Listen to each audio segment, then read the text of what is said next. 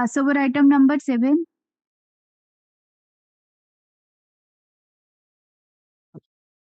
से खाली गोटे आईएससी का प्रश्न पे आसला थ्रू वर्चुअल सेटा आगत नहीं जाता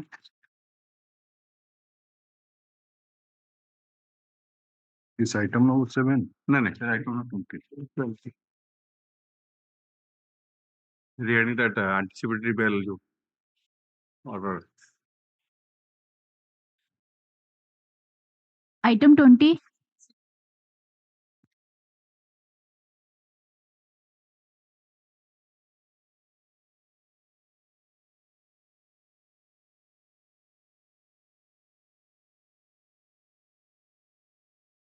Very easy.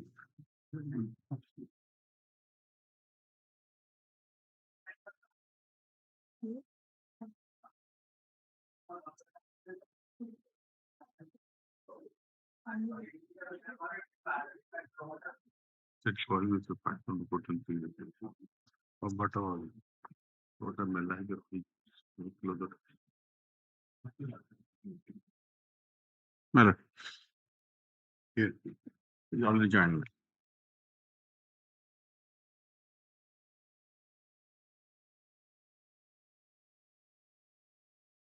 No, what we found yesterday Miller that in the status report he has mentioned that some of the co-accused persons approached this court in anticipatory bail Well, application. well.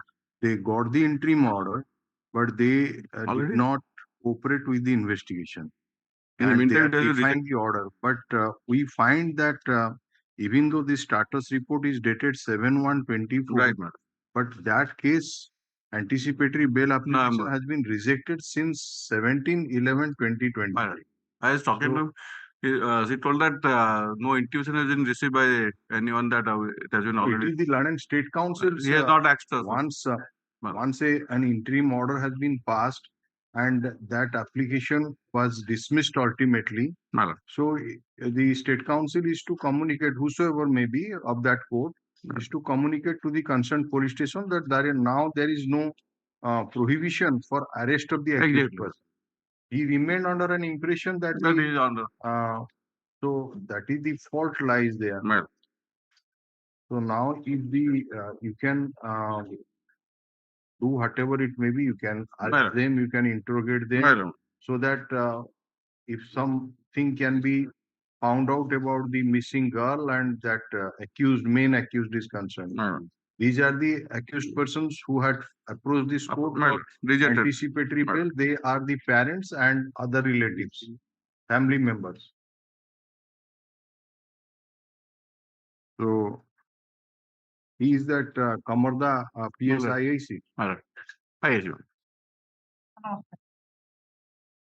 Say, Mr. Nayak, are you able to hear us? ଆପଣ ଶୁଭୁଛି sir ନମସ୍କାର। ଆପଣଙ୍କୁ ମୁଁ ଯାହା କହୁଛି ଶୁଭୁଛି କି? ହଁ ସାର୍ ଶୁଭୁଛି ସାର୍। ଆପଣ କାଲି ଗୋଟେ ଷ୍ଟାଟସ୍ ରିପୋର୍ଟ ଦେଲେ ଏବଂ ସେଥିରେ ଲେଖିଲେ ଯେ କିଛି ମୁଦାଲା ଯୋଉମାନେ ଏ କୋର୍ଟରେ ଆଣ୍ଟିସିପେଟରୀ ବେଲ୍ ଆପ୍ଲିକେସନ ଦାଖଲ କରିଥିଲେ ତାଙ୍କୁ ଇଣ୍ଟରିମ୍ ପ୍ରୋଟେକ୍ସନ ଦିଆହେଇଥିଲା, ତେଣୁ ଇଣ୍ଟରିମ୍ ପ୍ରୋଟେକ୍ସନ ପାଇଲା ପରେ ସେମାନେ ଆଉ ଆପଣଙ୍କର ତଦନ୍ତରେ ସହାୟତା କଲେ ନାହିଁ ଏବଂ ଯୋଉଥିପାଇଁ ଆପଣ ଡିଫିକଲ୍ଟି ଫେସ୍ କରୁଛନ୍ତି ଆଉ ଭିକ୍ଟିମକୁ ରେସ୍କ୍ୟୁ କରିବାକୁ ଆପଣଙ୍କର ଡେରି ହଉଛି ବା ମେନ୍ ଆକ୍ୟୁଜକୁ ଆରେଷ୍ଟ କରିବାର ସମ୍ଭବ ହଉନି। କିନ୍ତୁ ଆମେ କାଲି ଦେଖିଲୁ ଅର୍ଡର କପି ବାହାର କରିକିନି ସେ କେସ୍ ଫାଇନାଲି 15/11/2023 ଡିସ୍ପୋଜ ଅଫ୍ ହେଇଯାଇଛି ଏବଂ ଆଣ୍ଟିସିପେଟରୀ ବେଲ୍ ଆପ୍ଲିକେସନ ସେ ସମସ୍ତ ମୁଦାଲାଙ୍କର ରିଜେକ୍ଟ ହେଇଯାଇଛି। ତେଣୁ ଆପଣ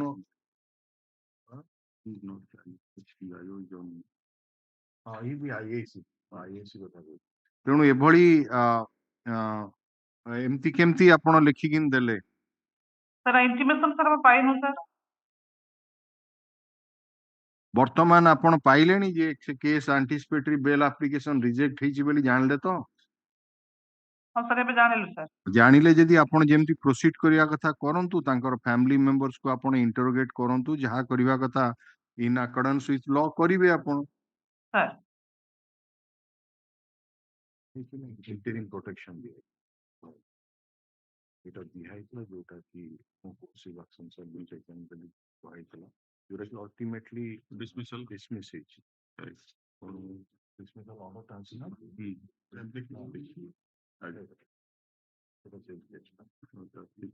so a first information report case रे 2/7/2023 रे लॉज हेलानी तेणु आपनको पाखापाखी 6 मास आपणकर ହେଇଗଲାଣି ତେଣୁ victim minor girl ତେଣୁ ଆପଣ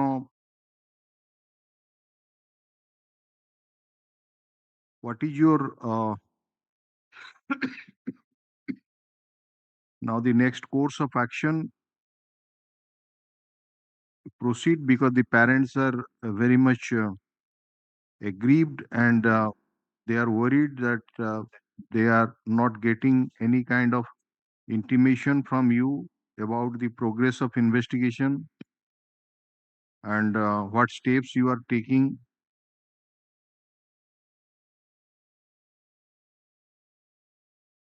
May I humbly submit, Smala? My telephone ring was given by the victim herself to the mother, father, and the elder father-in-law. My two telephone numbers. She says that the accused person is threatening the victim that she will kill her if he will not withdraw the case from the High Court. No, but it is mentioned that the call detail report in respect of the mobile numbers by the alleged accused so and so along with others have been obtained, analyzed, but no effect as the phone number is switched off since the day of occurrence. My two ତେଣୁ occurrence ପରଠୁ କୌଣସି ଏଇ ନମ୍ବରରୁ ଆଉ କିଛି ଆସିନି ଆଉ threatening କରିବା କେତେବେଳେ my lord, ଆପଣଙ୍କୁ I'm giving the numbers. କୋଉ ଏଇ ଦିଟା ନମ୍ବର ତ No, my lord, ଆଉ that is not the numbers. ଆଉ Two others numbers is threatening. two other numbers ଆପଣ ପାଇଲେ ଆପଣ investigating agency କୁ ଦେଲେନି. My lord, that is the problem. When I asked the IAC to bring If the you number, hand it over to the state council, My lord. if you are getting any clue, you are to provide it to the investigating agency. my lord, there is the problem, my lord. The IAC is abusing rather without accepting this. ଆପଣ ସେ ଦିଟା କଣ phone number ପାଇଛନ୍ତି ସେଠୁ କଣ threatening ଆସୁଛି ଆପଣ ସେ ନମ୍ବର ଷ୍ଟେଟ କାଉନସିଲ କୁ ଆଜି ସେ ପ୍ରୋଭାଇଡ କରିବେ ଆପଣ ତାର CDR ଆନାଲିସିସ୍ କରନ୍ତୁ କୋଉ ଦିନ ନମ୍ବର ଆସିଥିଲା କାହାକୁ ଆସିଥିଲା ଆଉ appropriate step ନିଅନ୍ତୁ କୋଉ ଜାଗାରୁ ଆସିଥିଲା so that you can locate that place. From Hyderabad, my lord, and to one Gaurangapal's house is residing. The his telephone number also have All going to these give. things you provide, whatever it may be, provide it, and you should have at least given by way of an affidavit. It should have been handed over to the state council. My lords. Because if you are getting some kind of clue, you should not sit idle. My lord, It is time to and be again I required to be. approach. Time and again I approach the IAC. Mr. IAC, whether there is any approach from the side of the informant to you, and you did not respond, that is the London Council is making a grievance before this court. ନାଇଁ sir ସେ ଦିଟା number sir ଆମକୁ ବି sir ଦେଇନାହାନ୍ତି sir ଯୋଉ ଦିଟା number ସେ କହୁଛନ୍ତି ଆପଣ misbehavior କରୁଛନ୍ତି ବୋଲି ନା ସାର୍ ସେମିତି କିଛି କହିଲେ କୁହାହେଇନି ଗୋଟେ ତ ଝିଅ କଣ ଆପଣଙ୍କର ପଳେଇଛନ୍ତି ଶହ ଶହ ଝିଅ ଯାଉଛନ୍ତି ସମସ୍ତଙ୍କ ଠିକା ନେଇଛୁ ଆମେ କାମ କରିବୁ. So whatever you see, he is providing the number, make necessary analysis of those by way of CDR, and try to cooperate. They will provide whatever they, but do is the needful. This is not the way to deal with the citizens. You are a responsible police officer. You are an investigating IIC of a police station. Sir So today you meet the informant, today itself. After this proceeding is over, today you meet the informant and try to obtain whatever information they have got about the phone numbers and everything. Then you try to obtain the CDR and other details and apprise us through you, the London State Council. Sir Mr. Your name is Premoda Naik or Pramod Naik? Premoda Naik sir Premoda Naik. Premoda Naik, the inspector in charge of What is that police Com- station? Kamarda. Kamarda police station. Right. Is present through virtual mode and submitted status report wherein it is indicated that some of the accused persons file the status report through London State Council. In the status report, it is mentioned that some of the co-accused persons apprehending their arrest in connection with Kamarda PS case number 81 of 81 dated 2/7/2023, registered under section 363-109 by 34 of the Indian Penal Code, approached this court for anticipatory bail in ABLAPL number 7546 of 2023, and this court has directed no coercive action to be taken against those petitioners, and those accused persons are not cooperating with the investigation and defying the order of this court. We verified that the ABLAPL has already been disposed of on 15/11/2023, and this court has been pleased to reject the anticipatory bail application. The investigating of the IAC submitted that they had no knowledge about the uh, disposal of the anticipatory bail application, and now all steps are to be taken for making necessary interrogation of the accused persons, which would be helpful for rescuing the minor victim girl, so also to arrest the main accused. The London Council for the petitioner submitted that from two mobile phones, there was call to the informant and threat was given. And when he approached the IAC, Kamarda police station, with those mobile numbers,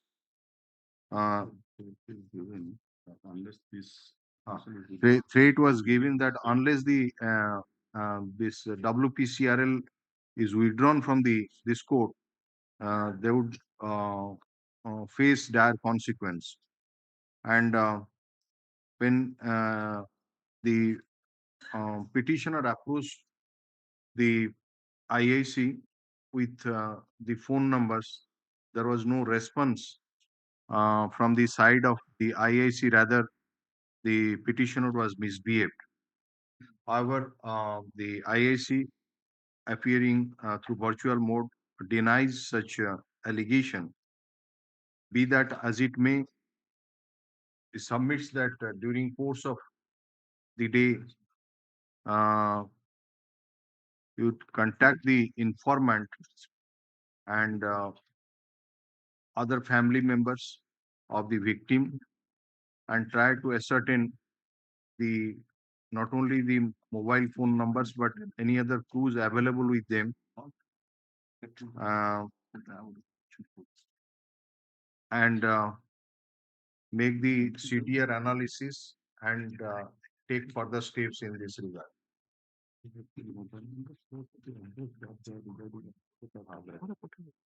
The London Council for the petitioner supplied the two mobile numbers from which threat call was given to the informant to the London Council for the state in court, and she further submitted that the main accused is perhaps residing at Hyderabad.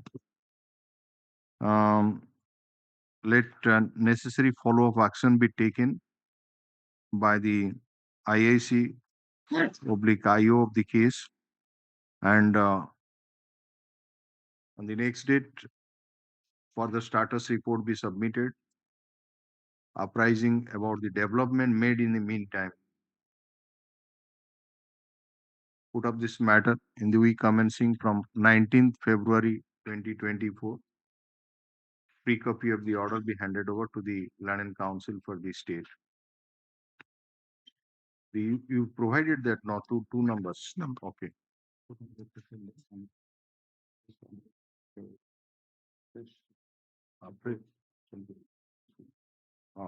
Fresh status reports are before this on the adjourned on the next date. Yes, it is taken on record for them, and copy of the same has been provided to the Land and Council. You have received the copy, na? Well, deeply obliged, Your Honors. It of this is anticipated well. Is for the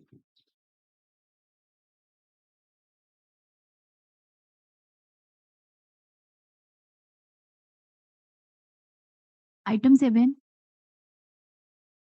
It is expected that being a responsible police officer, the IAC should behave with the informant and the family members of the victim, family members of the victim, in a diligent manner, and should understand their plight.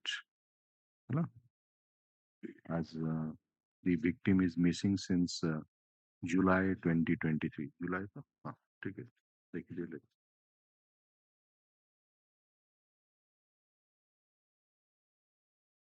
Yes. Item 7 pass out it 9. Once we start the hearing, then the last okay. There is no other matter. Out touch no. 9 rescue age. Item 9. Have you got that report with person? The Land and Council for the state has copy ta debe rakhi devo. The Land and Council for the state has produced the written intimation from the SI of Sadar Police Station, Baleshwar, that the victim girl has already been rescued, and our statements under section 161 and 164 have been recorded, and she is now residing. She has been left in the home of her father. In view of the written instruction is taken on record. In view of such report furnished, no further order is required to be passed in this WTCRF, which is accordingly disposed of. There would a copy. I am the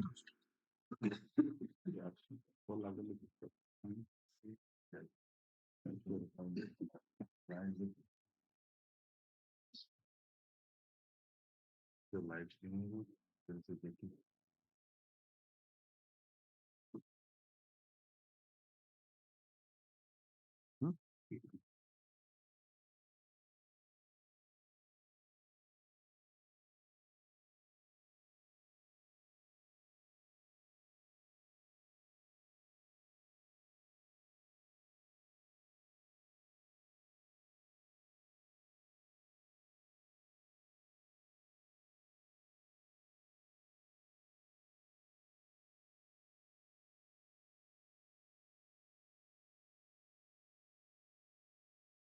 Yeah. Item 27.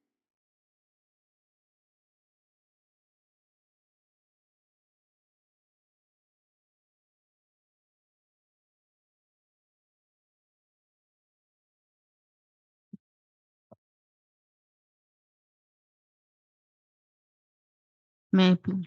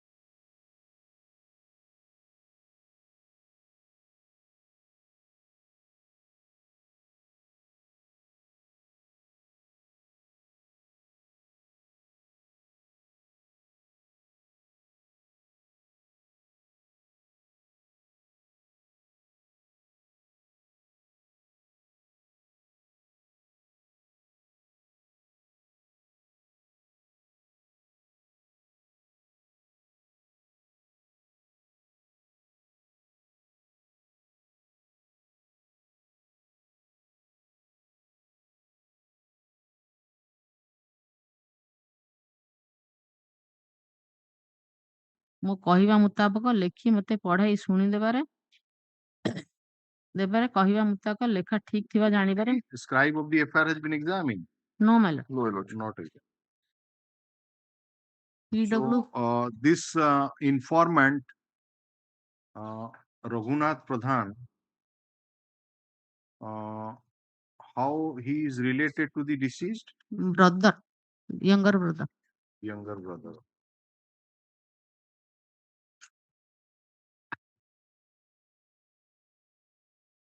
And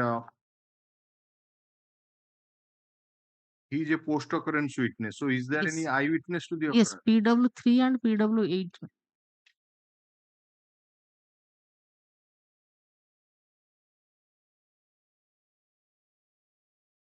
PW3 and PW8. PW8 meant that 13 years boy who came to intimate the informant, right? Yes. Okay, as it appears from the formal FIR at page 19, the case was registered under section 307, apart from other offenses. Yes, my lord. So when the deceased died, Dad, भोर मरिगला in the hospital. this occurrence took place In the on evening. 6/6/2023. In the evening. In that very evening, he died. No, every very early in the morning. Okay. Date of occurrence is 6/6/2020. 2003. Sorry, 2003.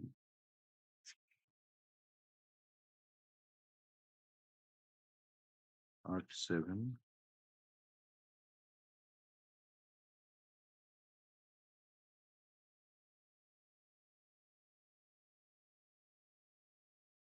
P.M. Okay. 5 p.m. and death early morning on 7/6/2003. So let us straight come to the evidence of those two eyewitnesses, PW3. PW3 and PW8. Eight. We use it first, the PW8, because his name find place in the first information report. That boy gave the intimation to the informant, so you place that evidence. I know the accused and the deceased. Just a I- minute. PW8 eyewitness. Yes. I know the accused and the deceased. I was calling Janardhan Pradhani as my maternal uncle. The incident took place about 1 year back. One day about 5 p.m. just prior to the incident, Janardhan called me to his house for purpose of taking ripe jackfruit while myself and Janardhan, my maternal uncle, were proceeding on the road near the house of the Govinda Patra. Accused coming from the behind dealt an axe blow on the back of the Janardhan, as a result of which he fell down on the road. The axe was affixed on the back of my maternal uncle. Accused inflicting the injury ran away and stood at a distance to 10 to 20 feet. I ran to the house of my maternal uncle Raghunath Pradhani and called him. Raghunath Pradhan Pradhani is the informant. Informant, yes. Prashanta, my cousin brother, chased the accused. And my elder brother Vishnu Patra, who arrived there, removed the axe from the body of the Janardhan. Vishnu handed over the axe to the Raghunath Pradhani. Vishnu also chased the accused. Vishnu caught hold the accused, but the accused, giving a teeth bite, enter into the. Just make a pause here. Prashant, my cousin brother, chased the accused. Who is this Prashant? Prashant is a brother of the Krishna Patra. You know, he's PW7, Your Lordship. PW7. Chased the accused and my elder brother, Vishnu Patra. Vishnu Patra is PW9. PW9. PW9, who arrived there, removed the axe from the body of the Janardhan, is the deceased. Vishnu handed over the axe to Raghunath Pradhan, means PW4. Vishnu also chased. PW9 also chased the accused. Vishnu got hold of the accused, but the accused, giving teeth white, entered into his house. My uncle Janathan was shifted to Kolampura Hospital. All right, come to the cross-examination. Yes, madam. Place the cross-examination.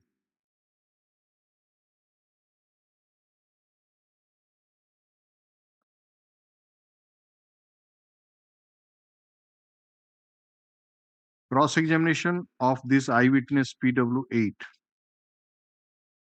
Cross-examination. Starts from page 55. कौन बुझी पढ़ना थी ना कौन? Page 50. 55 is the cross-examination. Yes, Please place it and go slowly. yes. You are not placing a storybook. You are placing the evidence of a eyewitness. So be careful. Take appropriate pause and yes, next. Place it. At the time of incident, I was reading in the class VII. On the day of incident, the school was closed. My house is situated at a distance of 200 cubic from the spot. While wandering accidentally, I meet Janardhan prior to the incident, who invited me to go to his house for taking ripe jackfruits. My maternal uncle called me near the shop of Ramachandra Sabat. House of the accused is situated at a distance of 10 to 20 feet from the spot. 10 to 12 feet from this spot. 10 to 12 feet from the spot. The incident took place in front of the house of the accused.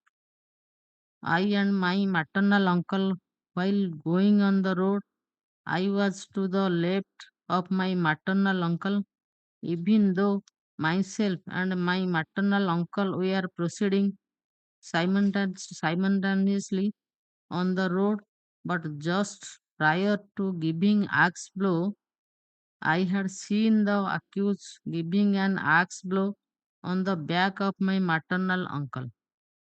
I had seen the accused coming out from the house of his uncle, Bodabapa, carrying an axe. House of the uncle of the accused was at a distance of 5 to 6 cubic from us when the accused came out with the axe. I had raised hulla while giving on the axe blow by the accused. I have seen accused holding the handle of the axe with his both the hands. At the time of the incident, there was none near the place of the occurrence. As per my personal estimation, I was the only person who had seen the accused dealing axe blow, and further, I had seen only after the assault. Accused had given only one axe blow after the assault, just giving one step. My maternal uncle sat down, bending his knees.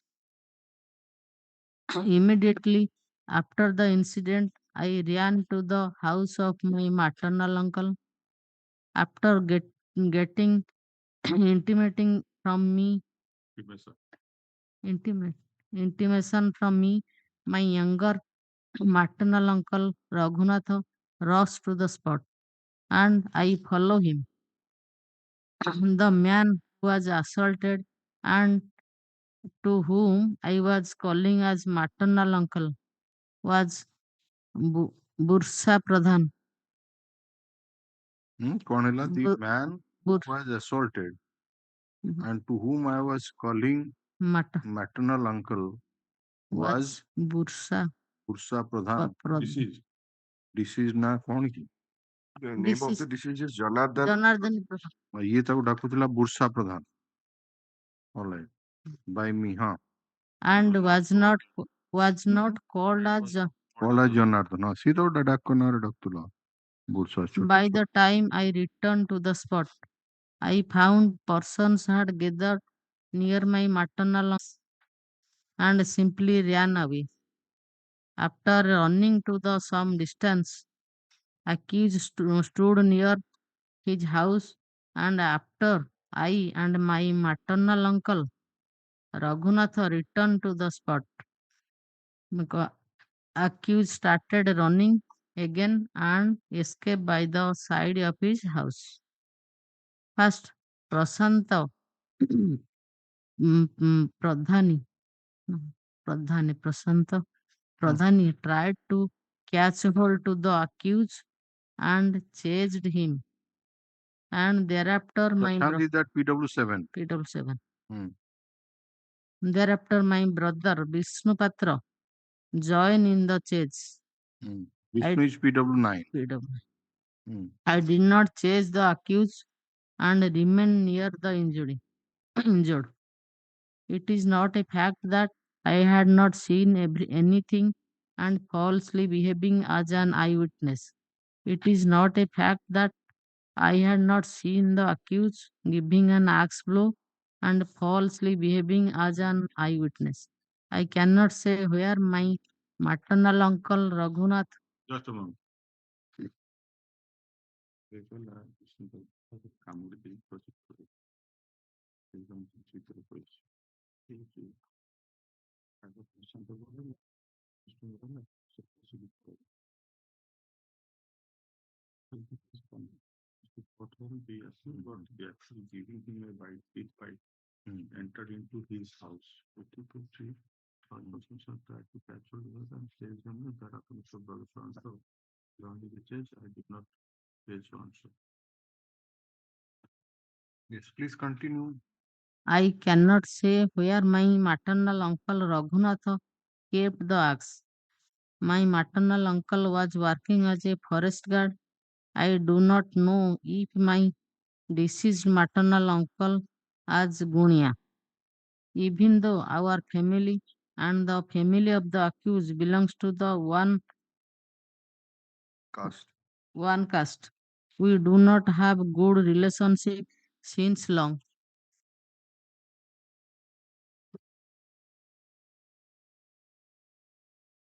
Brother of the accused is Just a minute.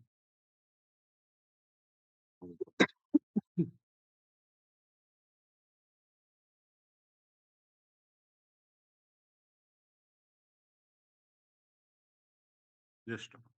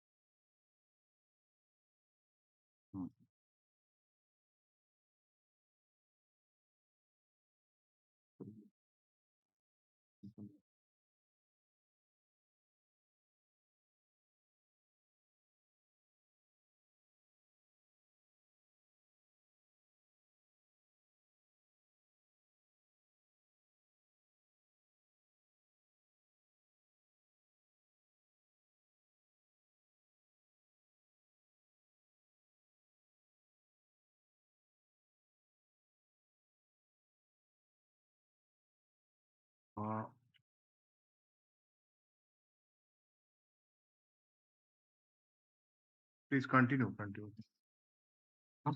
mother of the accused is sister of my father. But there is no talking term between the two families. I don't know the reason of the discord between both the families. I had not talking term with the accused. It is not the fact that due to family enmity, I am falsely deposing against the accused. It is a fact that the family of the accused and the deceased were not pulling an well prior to the incident. Who is the doctor? Conducted post-mortem examination. EW5.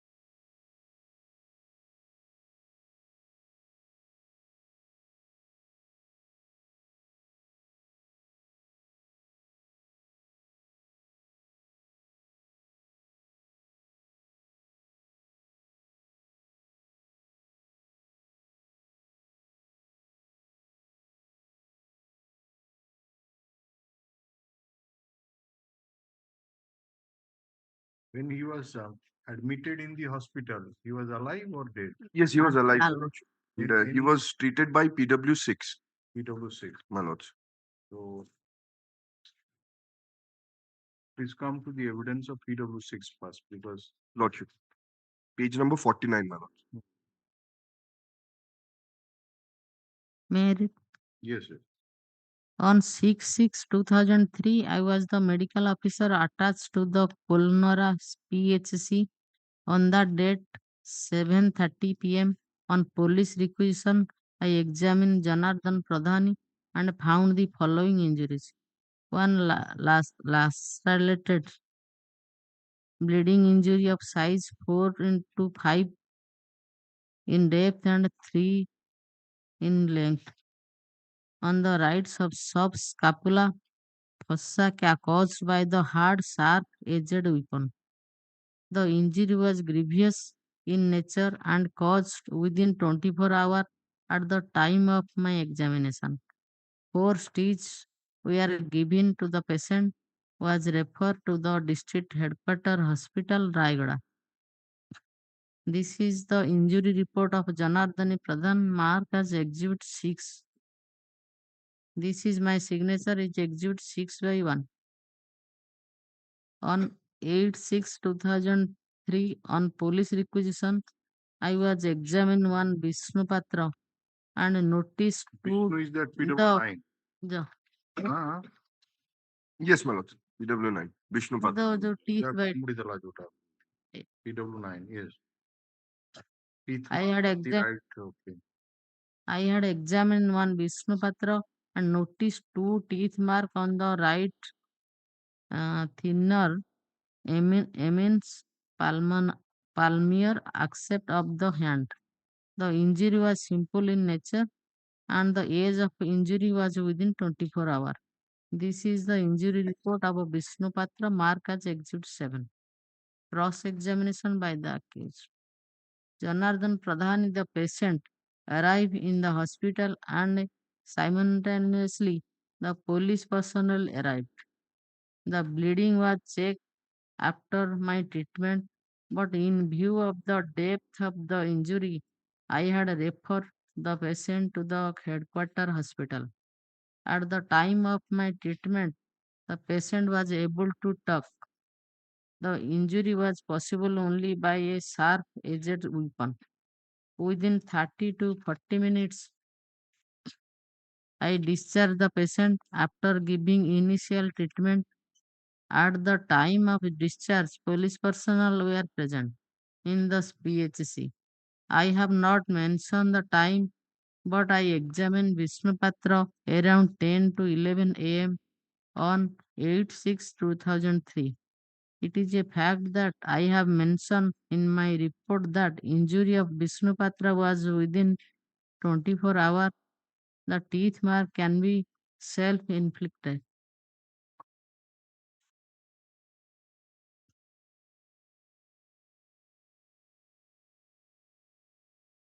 So, Mr. Mishra, Lordship. this eyewitness PW8 My lord. is a child witness. Lordship. And if we see section 118, it says that a child witness is no doubt a competent witness,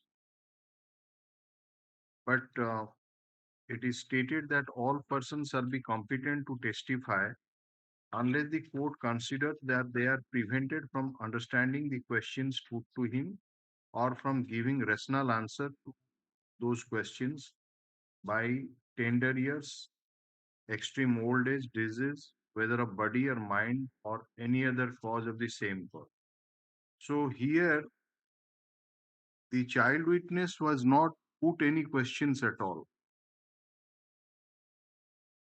by the learned trial court to verify whether he was able to give rational answer, because it is the procedural thing is that some questions are to be put to a child witness, the answers has to be elicited, and that is also to be noted down in the deposition set. And after putting such questions and noting down the answers, the trial court has to make an assessment that whether he is giving rational answer and whether he is a competent witness or not. If he is not satisfied, then he will not allow the witness to depose because he is not competent, he is not giving rational answer. So no doubt that the um, witness has been examined and he has stated all the entire the occurrence cross-examined. Question is that if that part is not there, how far this court would place reliance on his evidence, who is a child witness, and there is no questions put, no answer given as appears from the deposits, nor the satisfaction of the trial court is there that after uh, questioning and knowing the answer, I found that he is giving rational answer and therefore is a competent witness. So that should have been there. Suppose it is not there, whether on that ground this witness deposition is to be uh, discarded or some caution has to be approached, the evidence has to be approached with some caution because the trial court has failed in its duty.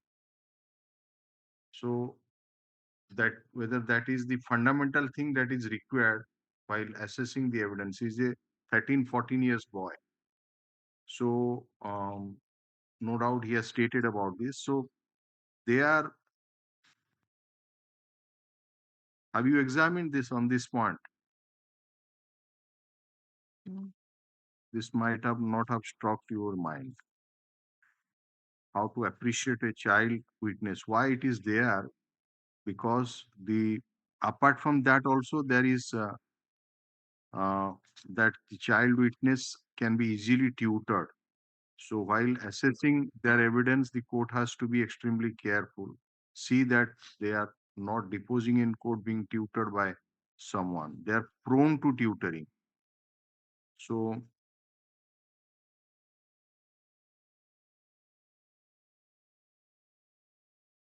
Lordship, he was 15 years of age no, while deposing. see that when Lordship. you see first come to the Yes, 14 years, sorry.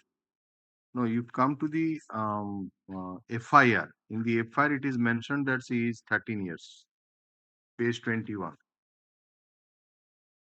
At the time of deposition, he may be 14 years. That has been stated by him because he deposed in 21st, I think May or something in 2004.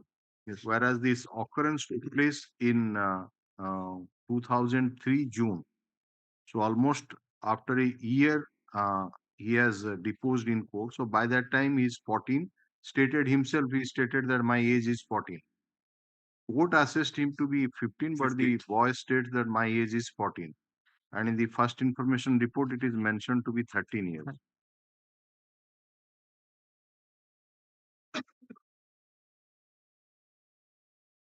Lordship, in such a scenario, abundant caution has to be taken, Your Lordship. No, But, we'll go to abundant caution is a secondary thing.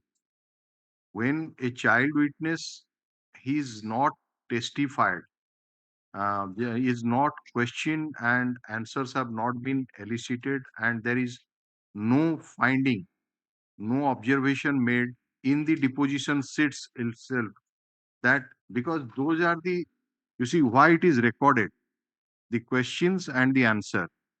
That is also the appellate court has to see that what questions have been put and what answer he gave.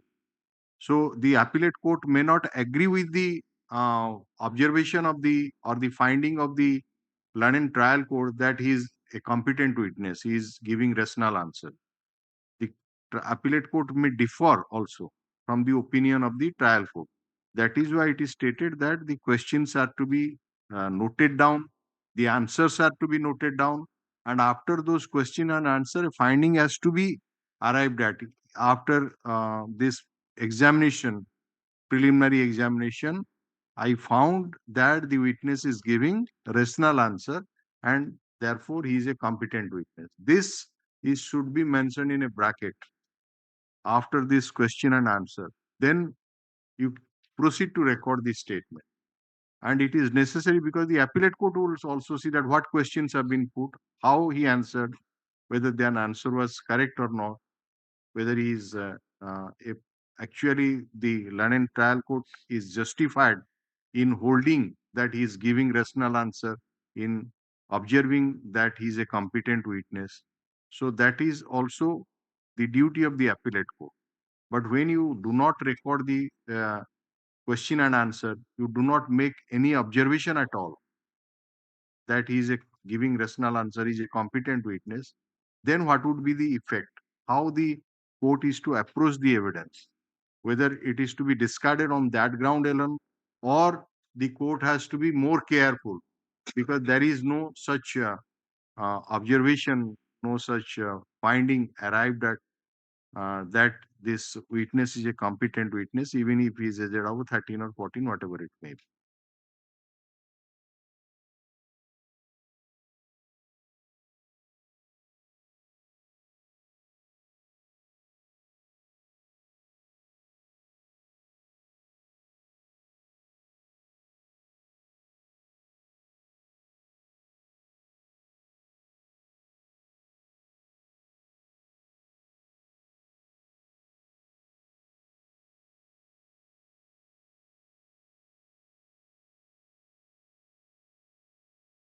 He should have the maturity to understand the import of the questions put and to give rational answers. So,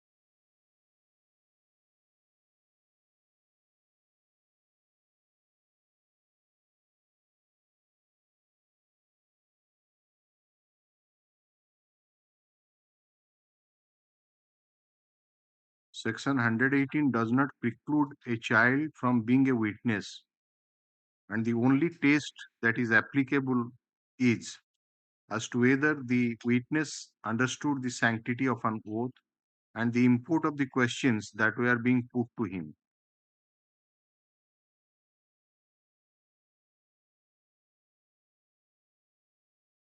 Evidence: all persons competent to testify, unless considered by the court to be prevented from understanding the questions put to them and from giving rational answers to such questions.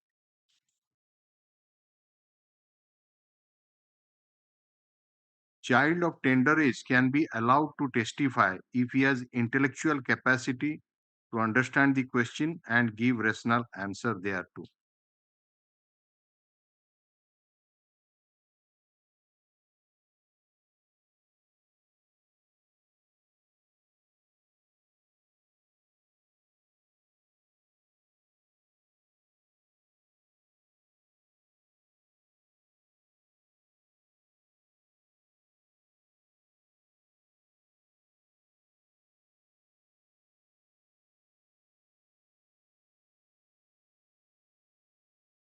There is no quarrel over the proposition that child witnesses are easily susceptible to tutoring and to telling imaginative stories, and therefore their evidence to be scrutinized with extreme care and caution before being acted upon as true and dependable.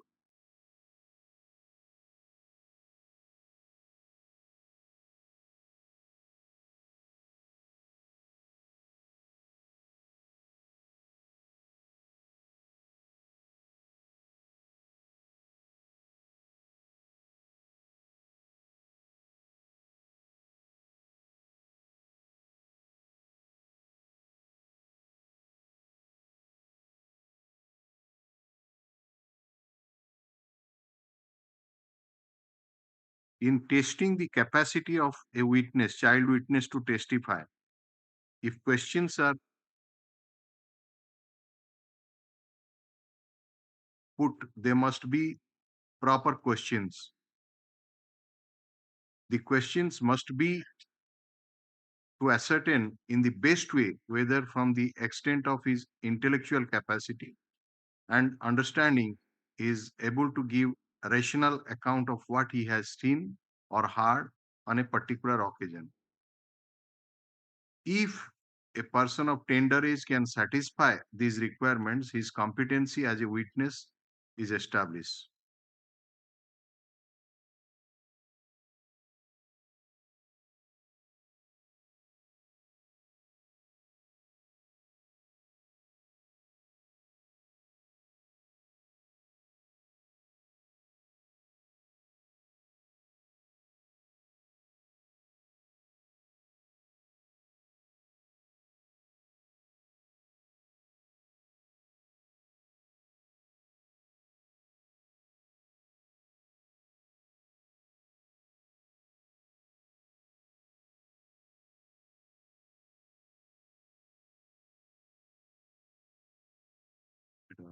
ସେଟା ଗୋଟେ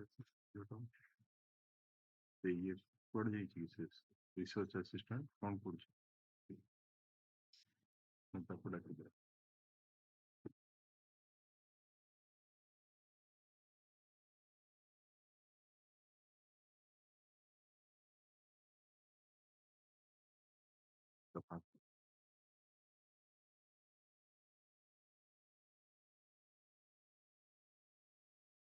ମନୁ ପାତ୍ର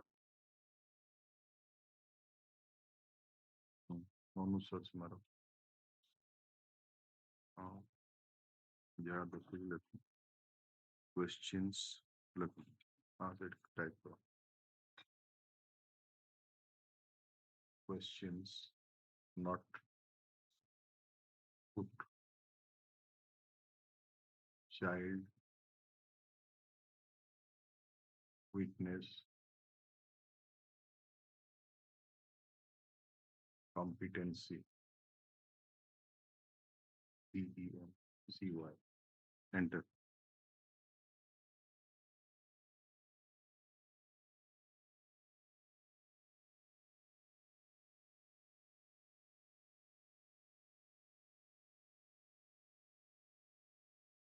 Good.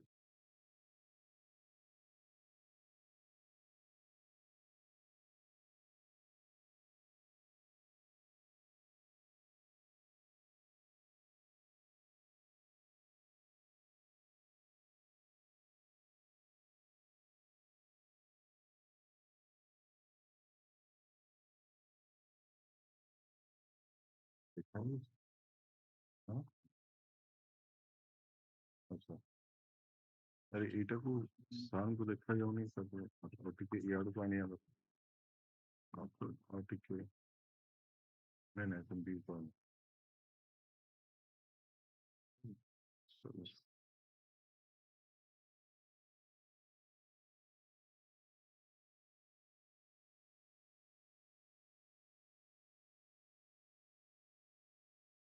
It's 118 evidence that demonstrates the competence of person to testify before the court. Section 4 of the Oath Act requires all the witnesses to take an action upon exception for child witness under the age of 12 years. Therefore, if the court is satisfied that the child witness 12 years is a competent witness, such witness can be examined without corruption. The rule was stated in also this court session to the child witness held that a child is found competent to take oath with facts and reliable on such evidence the basis of conviction in courts, then in absence of the evidence of child witness can be considered under section 118 of the Evidence Act, provided that such witness is able to understand the question and able to give rational answer thereof. The evidence of child witness and credibility thereof depend upon the circumstance of each case.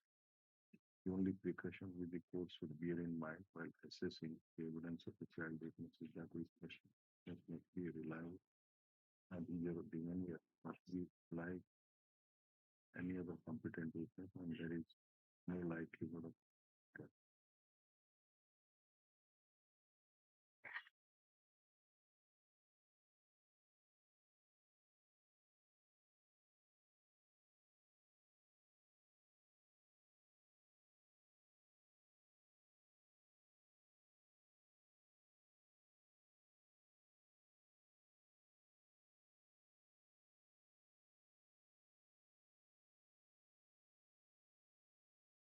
While no one think of calling a witness as infant only or proof is false, there is no precise which determines the question of competence. This depends upon the capacity and intelligence of the child, the appreciation of difference between the truth and falsehood, as well as his duty to tell the truth. The decisions of these questions rest primarily with the trial judge, who sees the proposed witness, notices his manner and his apparent position or lack of intelligence, and may resort to any examination which will tend to disclose his capacity and intelligence, as well as his understanding of the obligation of an oath.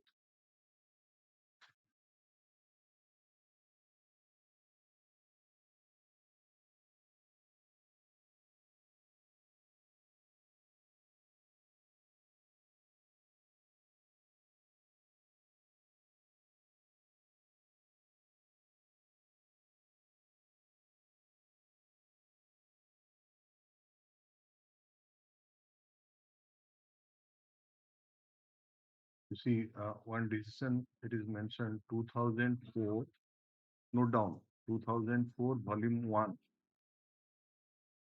SCC 648. Party name is Ratan Singh, Dalsukh Bhai Naik versus State of Gujarat. Samijha. The decision on the question whether the child witness has sufficient intelligence primarily rests with the trial judge, who notices his manners, his apparent position or lack of intelligence, and the said judge may resort to any examination which will tend to disclose his capacity and intelligence, as well as his understanding of the obligation of an oath. The decision of the trial court may, however, be disturbed by the higher court if, from what it preserved in the records, it is clear that his conclusion was erroneous. This precaution is necessary because the child witnesses are amenable to tutoring and often live in a world of make-believe. Though it is an established principle that child witnesses are dangerous witnesses, as they are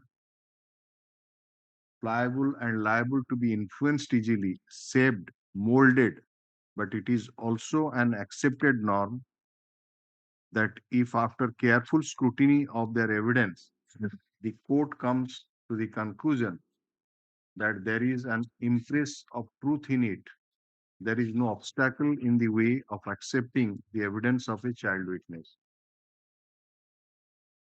In order to determine the competency of child witness, the judge has to form her or his opinion. The judge is at liberty to test the capacity of the child witness, and no precise rule can be laid down regarding the degree of intelligence and knowledge which will render the child a competent witness. The competency of a child witness can be ascertained by questioning her, him, to find out the capability to understand the occurrence witness and to speak the truth before the court. In a criminal proceeding, a person of any age is competent to give evidence if he she is able to understand the questions put as a witness. Number two, give answers to the question that can be understood. A child of tender age can be allowed to testify if she or he has the intellectual capacity to understand the questions and give rational answers. A child becomes incompetent only in case the court considers that the child was unable to understand the questions and answer them in a coherent and comprehensive manner. If the child understands the questions put to him or her and give rational answer to those questions, it can be taken that he oblique C is a competent witness to be examined. This is the ratio laid down by the Honorable Supreme Court in P. Ramesh versus State, and the citation is 2019, volume 20, Supreme Court cases 593.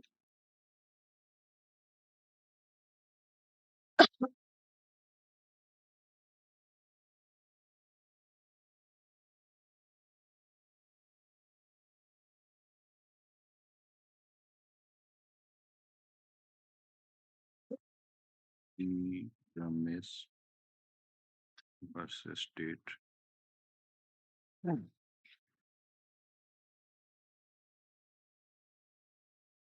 2020 CC 593.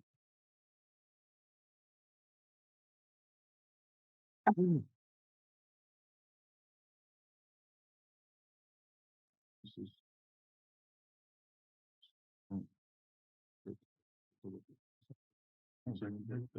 সেটা oath act নাকি না oath অ্যাক্টটা ভাগ করে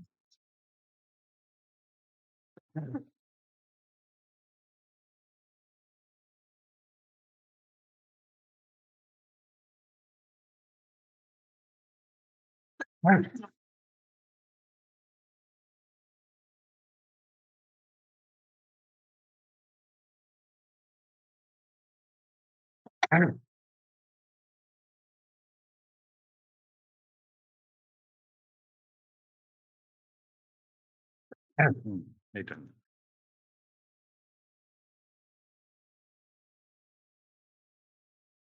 Section 5, Your Lordship. votes that be made by the forum which named the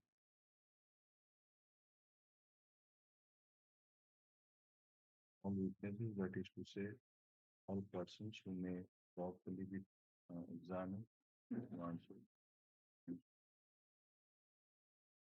Nothing.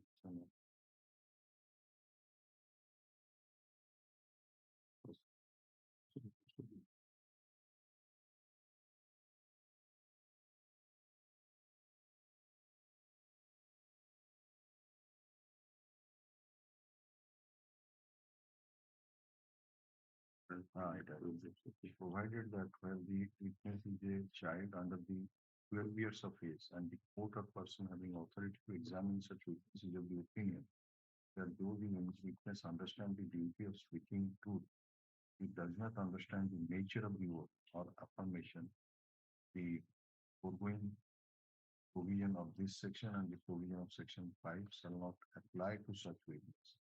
But in any such case, absence of an oath or affirmation shall not render inadmissible and given by such witness. This is relating to oath. The question is about the acceptability of the rational answers or not. That finding unless some questions are put to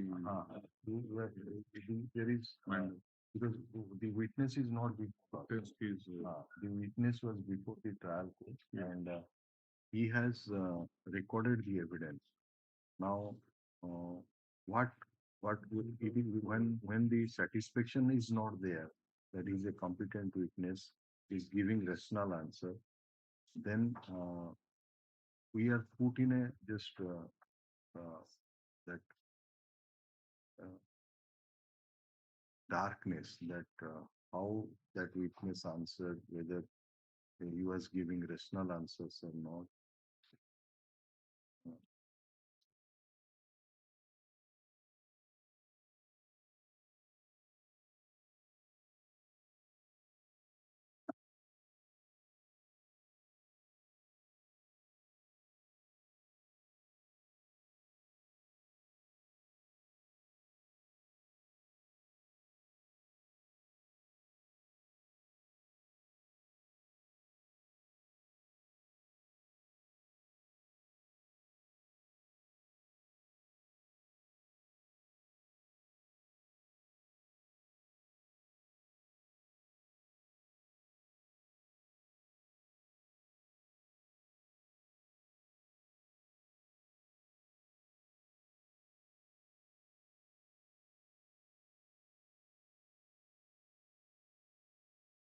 Observation later. You note down one decision, Mr. that Lordship. Damodar Das versus State of Orissa. It was decided on 19/4/2018. Must have been that noted in any journal, local journal. Yeah, Lordship. So what has been stated here, that was a case where no oath was given. So that contention was raised by the learned counsel for the petitioner. The submission is like this, that it is further contended that since the victim is a child witness, the learned trial judge should have first ascertained the competency of the victim to depose by putting some questions in order to ascertain whether the witness was intelligent enough to say what has passed with her and whether she understood the duty of speaking truth or not. And in absence of preliminary examination of the victim, her credibility is seriously affected and her evidence should be rejected on that score alone. Okay, that was the submission. The State Council submission, Priyavata Tripathi Swan, so he said it, that that at the time of giving evidence in court, the victim was 14 years of age, like this case. And the manner in which she has narrated the incident in chief examination, as well as faced different questions put to her by the defense counsel in the cross examination, so that she was able to give rational answer after understanding the questions put to her. And therefore, even though no preliminary examination of the victim has been conducted by the trial court, on that score alone, her evidence cannot be rejected, particularly when it appears to be clear, cogent, and trustworthy. Then it has been analyzed in paragraph number 8, and it reads like this. There is no dispute that in view of section 118 of the Evidence Act, all persons are competent to testify unless the court considers that they are prevented from understanding the questions put to them or from giving rational answers to those questions due to tender, years, etc. No particular age has been prescribed as a demarcating line for treating a witness incompetent to testify by reason of his/her tender age. Competency to testify depends on ability to understand questions and to give rational answers. It depends on the capacity and intelligence of the child witness, his appreciation of difference between the truth and falsehood, as well as his duty to speak truth. When a witness is called upon to give evidence and there is reason to suspect that he/she may not be capable of giving rational answer to the questions put to him/her, it is but necessary for the court to put some questions to such witness with a view to ascertain whether he/she is a competent witness to give evidence or not. There is no dispute that since a child witness is prone to tutoring, his/her evidence should be scanned carefully and preliminary questions are required to be put to such witness to ascertain as to whether he/she has intellectual capacity to understand the questions and give rational answer thereto. The preliminary examination of a child witness is nothing but a rule of caution. The trial court is required to record its query to the child witness in the form of questions and answers so that the appellate court will be in a position to see whether the child witness understands the duty of speaking truth. Even though it is desirable to make such preliminary examination, but it is not always imperative. There is no rule that in case of every child witness, the trial judge should conduct preliminary examination. It is only a rule of prudence and not of legal obligation. When questions are raised regarding intellectual capacity of the child witness, the court can peruse the evidence of the victim in its entirety to find out as to whether he/she can be capable of giving rational answers to the questions to put to him after understanding the same. Absence of preliminary examination of the child witness would not render his/her evidence inadmissible. Then I have stated that the victim in this case was aged about 14 years at the time of her deposition. Even though the London trial court has not put any further questions to the victim to testify her competency, but the nature and tenor of the evidence of the victim, the manner in which she has deposed about the occurrence in chief examination, and also faced and stood the test of searching cross-examination by the defense counsel, I'm satisfied about the competency of the victim girl, and I'm not inclined to accept the contention raised by the London counsel for the appellant that the evidence of the victim should be rejected in toto, as the London trial court has not made any preliminary examination of the victim. However, I have to scan the evidence of the victim more carefully and with greater circumspection to convince myself regarding the quality and reliability of her version. So this has been held by me in that Damodar Das versus State of Orissa.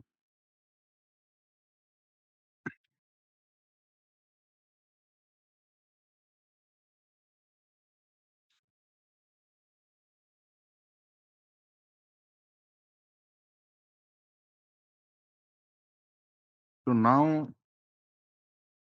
it is kept in mind by us that this witness is a child witness. He was aged about 13 years when the occurrence took place and 14 years when he deposed. And before us, there is no material that any questions, preliminary questions were put to him. He gave any answer, and that the court was satisfied that he is a competent witness because he was giving the answers to the satisfaction of the court. Rational answers, right?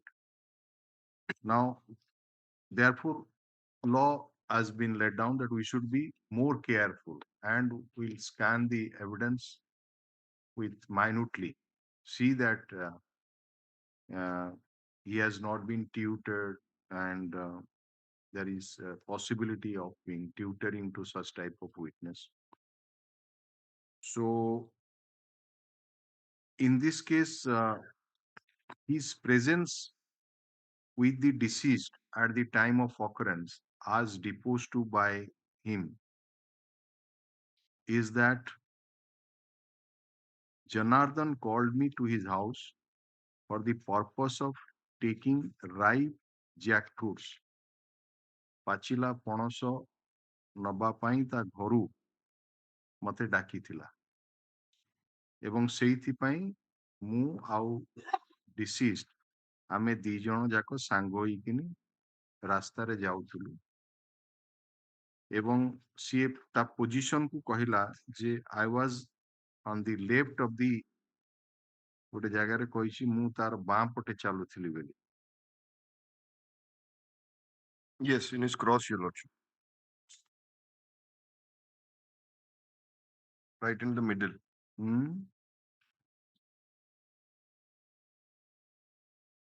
କୋଉ ଜାଗାରେ କହିଲା? The 10th, it starts from the 11th line, my lords. From that page number 56. 55, your lordship. 55. It 11 starts line with from the I top. and my. The left of my maternal. I and my maternal uncle. While going to the Asha, I and my maternal uncle mean deceased. Lordship. While going on the road, I was to the left of my maternal uncle. Okay. Even though myself and my maternal uncle were proceeding simultaneously on the road, but just prior to the giving of the axe blow, I had seen the accused giving an axe blow on the back of my maternal uncle. I had seen the accused coming out from the house of his uncle and carrying an axe, so and so. So you see, the perhaps the his house was also at a close distance, the house of the accused. He has stated that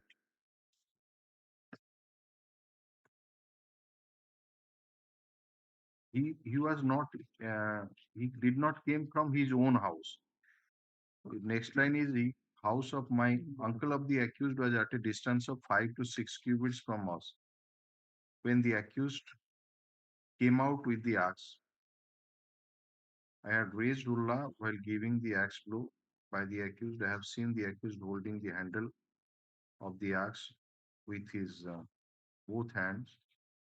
At the time of incident, there was none else than so and so. As per my personal estimation, I was the only person who had seen the accused dealing the axe blow.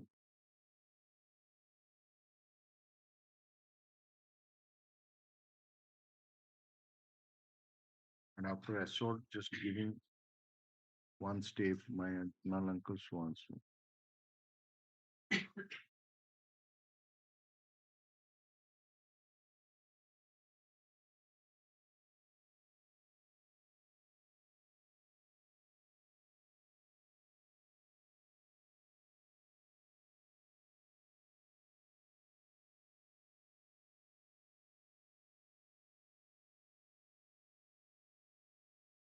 What the other eyewitness has stated, let us see, then we will compare this both the witnesses. PW3, Your Lordship. PW3. Page number 41. May I read? ସେଟା ପଡାଗଲା ସେ ଯୋଉ ଫ୍ଲାଗଟା ତାପରେ ଗଲା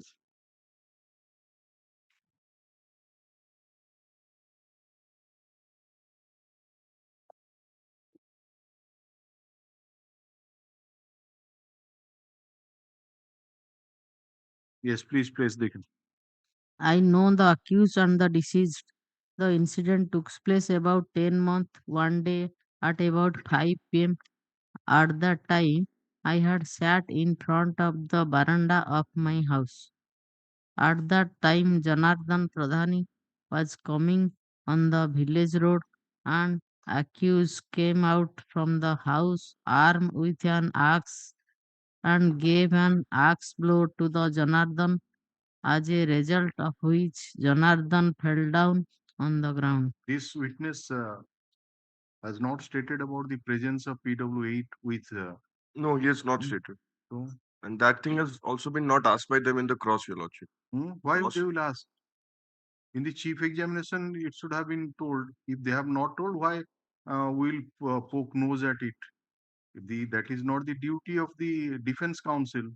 What has not been stated in the chief examination, he should simply leave it. He should confine what has been there. If do you mean to say that even though that is not there, he should have asked in the cross examination? No, It Lord. would have been the foolish counsel, defense counsel. He has not stated means not stated that the presence of PW8 is doubted with the deceased at the time of occurrence. But Because rest of the witness he was corroborate closely going going with the deceased, right? deceased. Yes. So somebody is sitting on the veranda and he sees that only this deceased was going, no child was with him. PW8 was not with him, is not stated. On the other hand, PW8, what he has stated, that I was alone at the spot, nobody else was there. So Yes. that if his evidence is accepted, then the evidence of the presence of PW3 goes. And if PW3's evidence is taken into account, the evidence of PW8 goes. No, PW3's evidence, the rest of the witnesses have not stated about PW3. But regarding PW8, there is corroboration from other witnesses, Your Lordship. Post-occurrence witness, starting with the informant, which is PW4. He came and Told no, that's we'll go to that.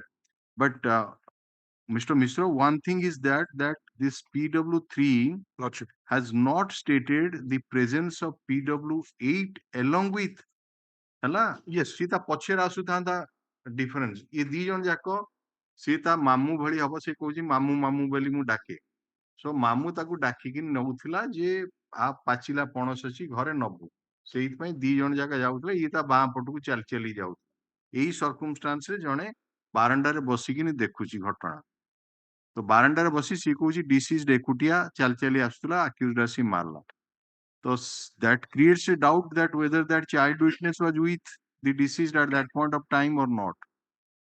This person, my humble submission is that he has not narrated about the rest of the incidents which followed. So he has only stated a very specific set of facts, Your Lordship, because he's a 72-year-old man. And he has seen it from his veranda, which was approximately 20 feet away, Your Lordship. If Your Lordship may take the spot map, which is at page number 72.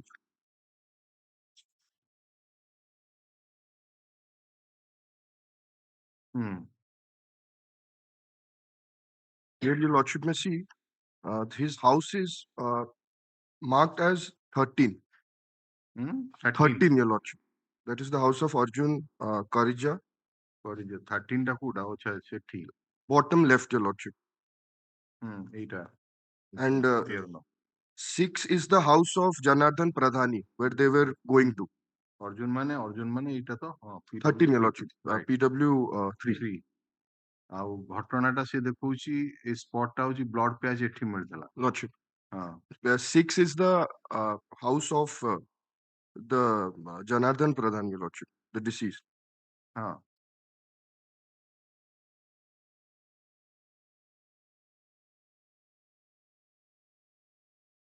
No, the thing is that you see, it was not even if he is 70 years old, and it was a time at 5 o'clock, and in the month of June. June means it is just the date is 6/6/2003. So there would be full light at that point of time. It's not that it's a summer season. Lordship. So summer season, 5 o'clock, somebody is sitting there. He's obviously he can visualize unless it is brought on record anything that that he is not able to see at some. So, but he says that this has taken place. So, question is that you cannot say that you discard the evidence of this PW3, act upon that evidence of PW8 because it is getting corroboration. We are to scan both the evidence. These two witnesses you have. This is a village road. The occurrence has taken, and houses of other persons are situated both the side of the road.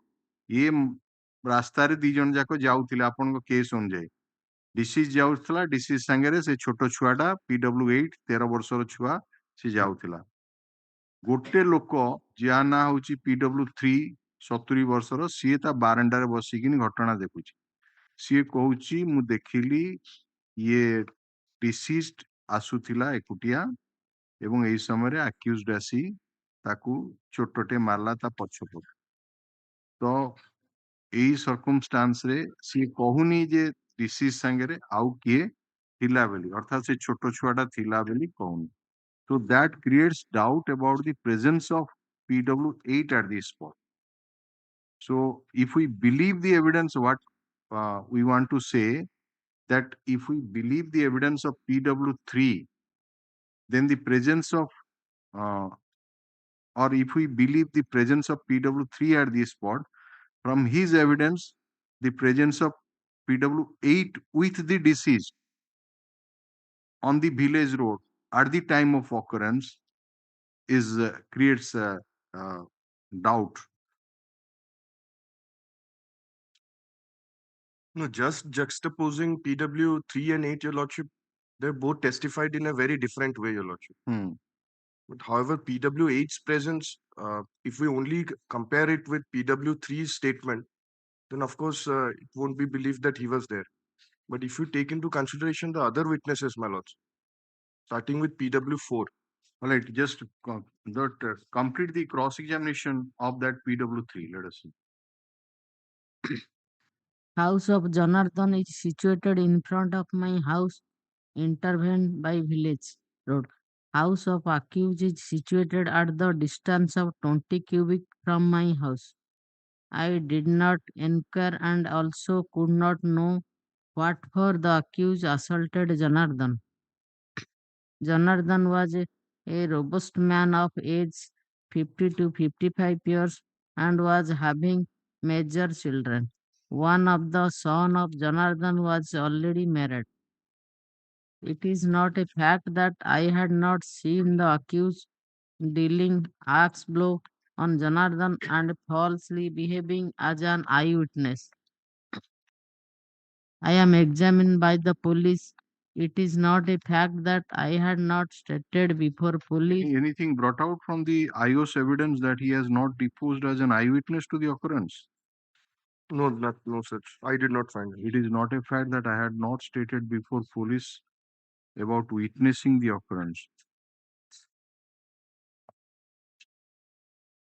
IO is PW12, na? Got you. Yes. PW1 was the initial, then PW12 took over the charge. PW12 is the IO.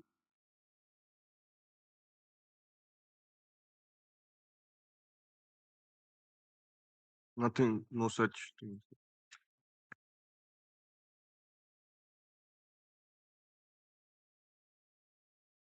Okay. Another witness, relevant witness, is that person who has snatched away that tangia from the hands of that appellant. Appellant.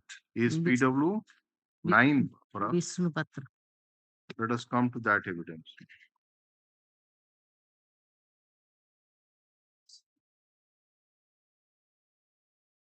I know the accused and the deceased Janardhan Pradhani, whom was my maternal uncle.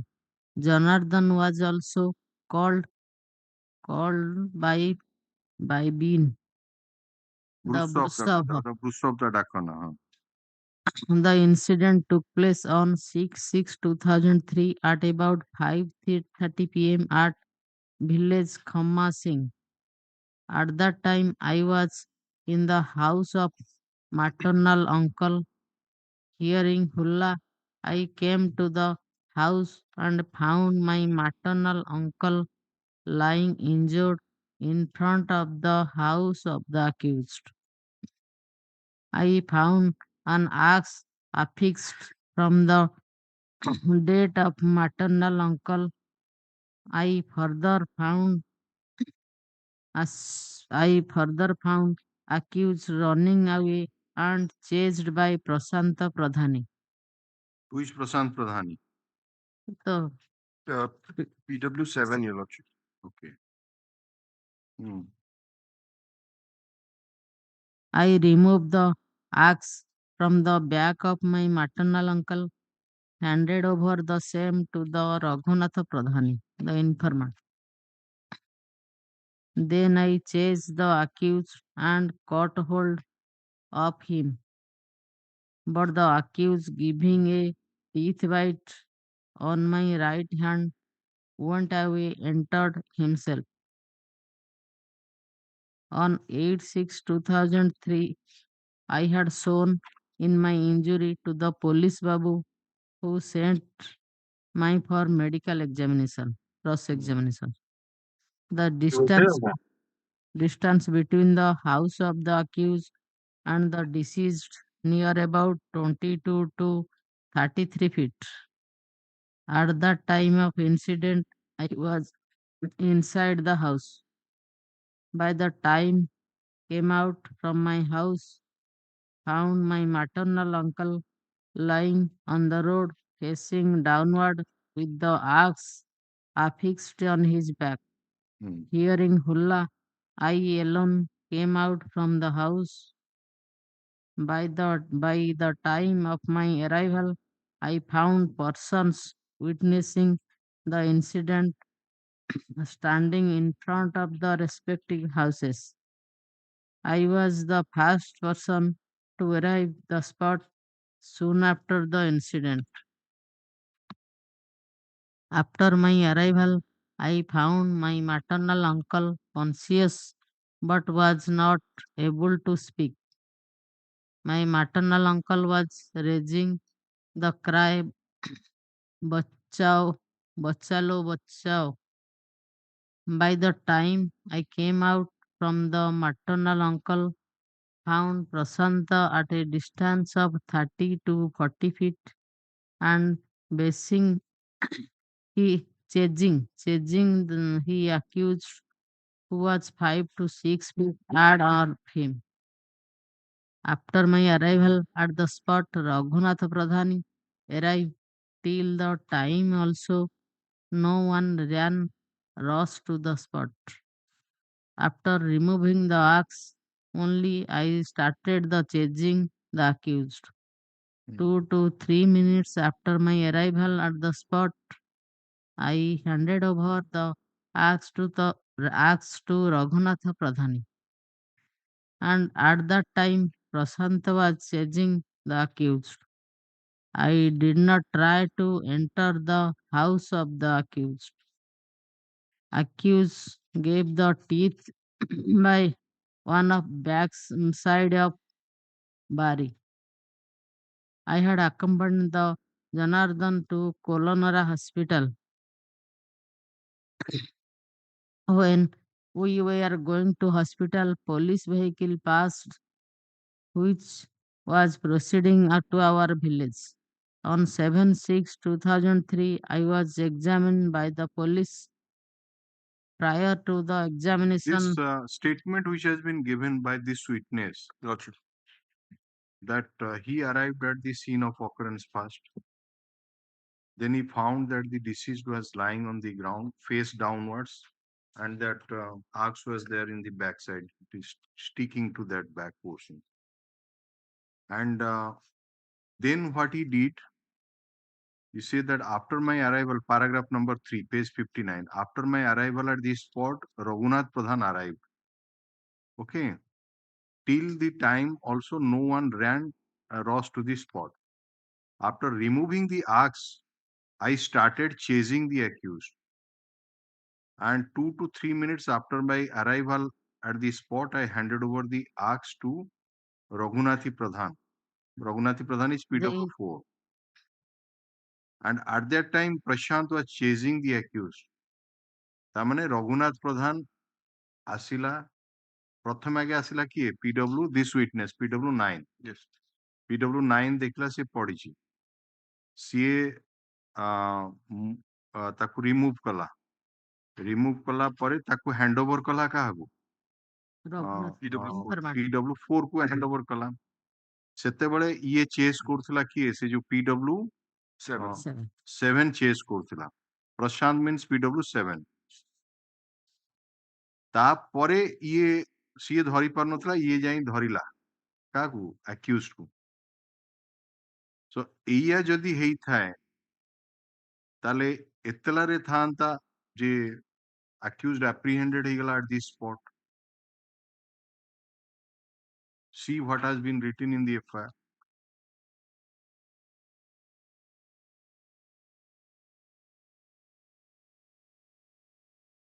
Come to page number 21.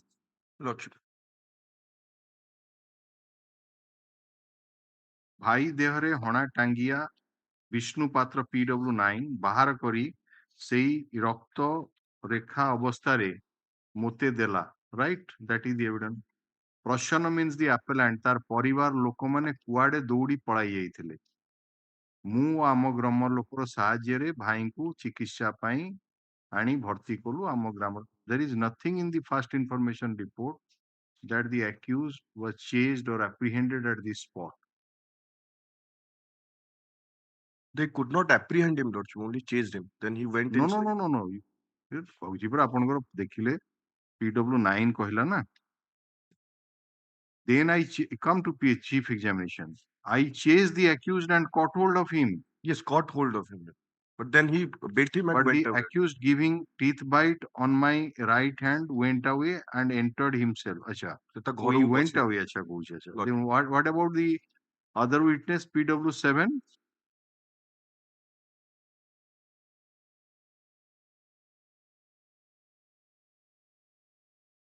He has also stated the same thing. He bit Vishnu and ran away. ପ୍ରସନ୍ନ ଓ ତାଙ୍କ ପରିବାର ଲୋକେ କୁଆଡେ ଦୌଡ଼ି ପଳାଇ ଯାଇଥିଲେ। ଯାଇଥିଲେ ଏଠି PW7 କୁ ଆସିଲେ Lordship.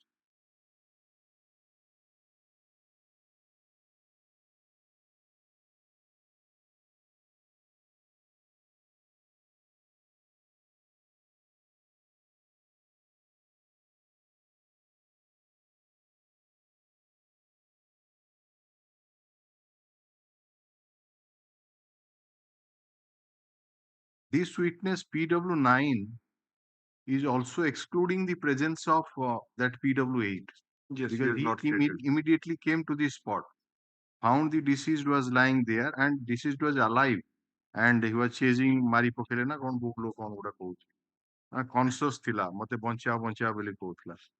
This PW9 also not stated that that child witness PW8 was there at that spot.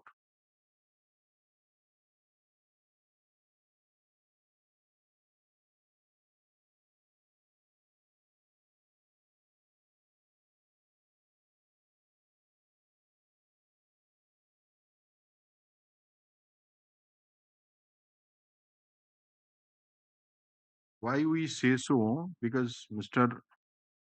Mishra, if the evidence of these two witnesses would be discarded, these two eyewitnesses, then chasing or freeing away the spot, all these things, because weapon remained with in struck to that ଖାଲି ଜଣେ ଦୌଡ଼ି ପଳଉଥିଲା ଜାଗାରୁ ବା ଧରା ପଡ଼ିଲାନି ତା ଦ୍ୱାରା conviction ହେଇପାରିବ କି ଯଦି if we she is able to dislodge the evidence of both these eyewitnesses. This apart from the other things that if you have got that tangia with you which was struck and that was seized also, then why it was not produced before the any of these doctors, the doctor who first treated? His doctor has not. Doctor has, it should have been said that whether this injury is possible by such weapon or not, because two doctors, one doctor who had treated, the other doctor who conducted post-mortem examination, and it was the duty of the investigating officer to send that weapon କାରଣ ସେ ଜଣେ ଦେଖୁଛି ତା ଦେହରେ ଡାକ୍ତର ଦି ଜଣ କେତେ number Sakshi? PW5 is I6. the PM and PW6 is the treating doctor. PW5 PM and PW6 treating doctor. Lordship. So none of them have examined the weapon. No, Your Lordship. Only PW5 has stated that injury is homicidal in nature and might have been caused by a sharp cutting weapon.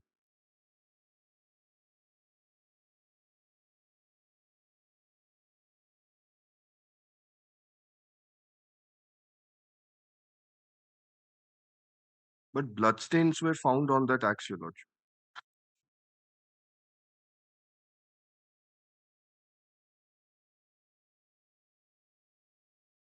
So if that evidence is accepted that এটা ତା ଦେହରେ stroke କରୁଥିଲା ଏବଂ ଇଏ ତାକୁ ବାହାର କରିକିନି ରଖିଲା, then let us for the sake of argument accept that the weapon, this particular weapon was used for assaulting the deceased. Lordship. Question is that now who is the author? Who has utilized that axe or who assaulted the entire thing remains again on the evidence of these two witnesses, PW3 and PW8.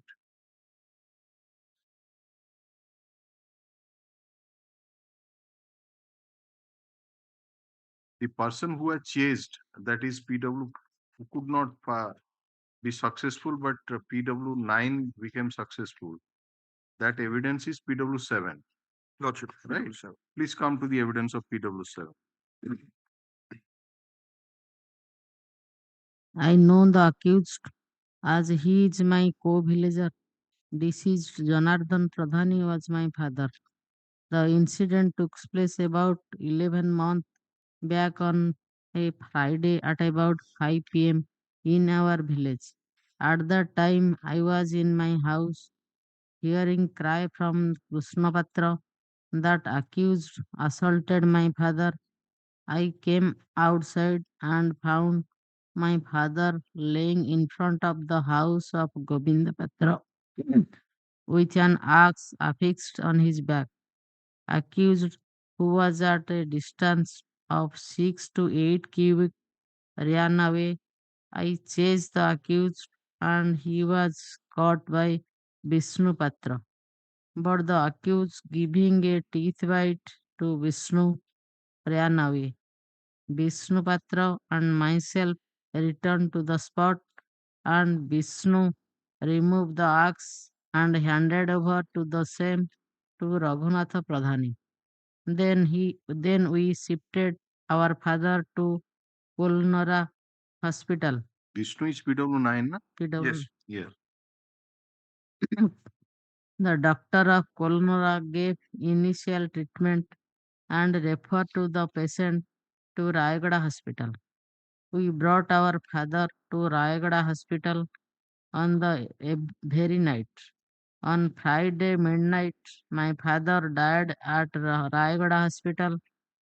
I ascertained that accused suspecting my father to the practicing witchcraft had dealt the axe blow. Cross-examination. The place of occurrence is situated at a distance of 30 to 40 cubic from my house. When I was inside my house, we heard a hulla that someone assaulted my father. I immediately I proceed to the spot You and just see the difference. In the chief examination, he has stated that it is PW8 who called him. He cried that accused assaulted my father. But in the cross examination, he has stated that he just heard a hulla that someone has assaulted uh, my father. So, are you seeing the difference? The difference is that in the chief examination, he has stated that I heard the cry from PW8 that the appellant assaulted my father. Right? Now, just come to the cross examination. What he heard. When I was inside, the second line, when I was inside my house, we heard hulla that someone assaulted my father. And immediately I proceeded to the spot and found my father was lying so and so with the back. Accused was standing at a distance of 7 to 8 cubits from my father. By the time of my arrival near the spot, 5 to 6 persons were present, namely so and so, so and so. This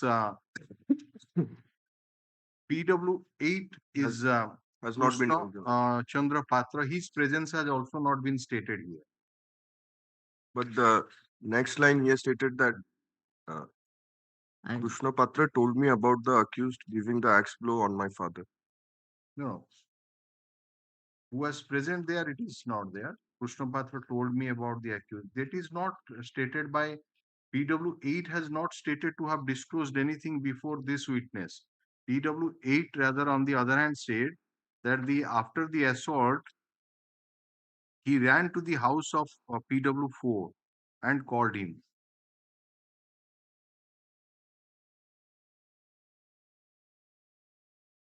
PW7 chased my elder brother and my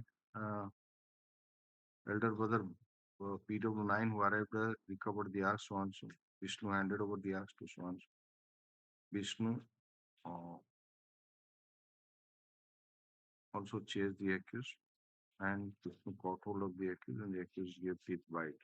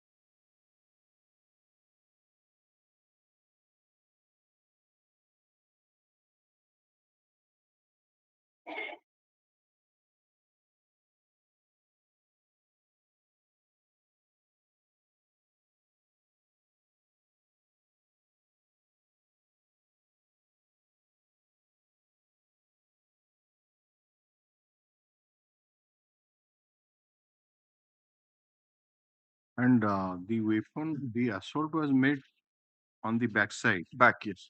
So if it is then either the man from her must have moved, come from the backside, assaulted him. If he would have come to the from the front side, obviously, then you have to go to if the deceased does not change his position, the assault would have been from the front side. So either the deceased has to change his position, started running, seeing the person coming towards him with that axe, or the accused going to the back, coming from the front. So there is nothing on evidence that from which side he came, whether it was from the front of the deceased or from the back side, because the blow was given in the ପଛପଟ ବେକରେ ମରା ହେଇଛି. ତେଣୁ PW8 has stated that he was coming from behind, your lordship. PW8, ହଁ the child witness has stated that he came from behind. କାଇଁ କୋଉଠି evidence ଦେଖିଲେ? Lords, in the first paragraph. Lordship may take the sixth line. While myself and Janardhan, my maternal uncle, were proceeding on the road near the house of Govinda Patra, accused coming from the behind dealt an axe blow on the back of Janardhan, as a result of which he fell down on the road. That means, you see, somebody came from behind and the man was proceeding on the road. The deceased was proceeding on the road. That means that the deceased was perhaps not aware that somebody came to assault him. Otherwise, he would have changed the position or hala.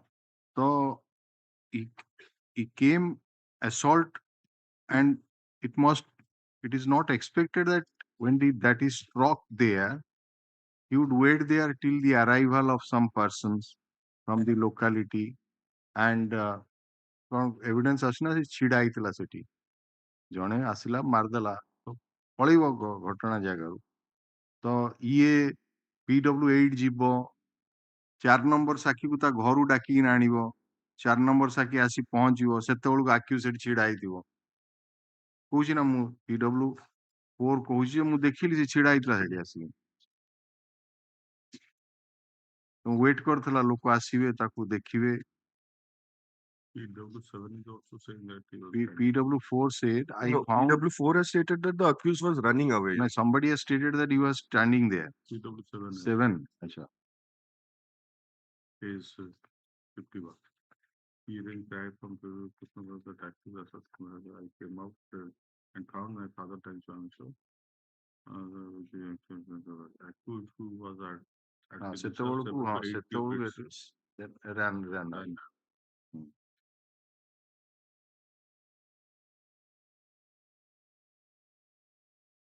ଗୋଟେ blow ମାରିଦେଇକିନି ସେ ପଳେଇବାର ଥିଲା ତାକୁ ସେ ଛିଡା ହେଇଛି ଏମାନେ ଆସି ପହଞ୍ଚୁଛନ୍ତି ଜଣେ ଜଣକୁ ଖବର ଦଉଛି ସିଏ ବି ଘରକୁ ଆସୁଛି ସେତେବେଳେ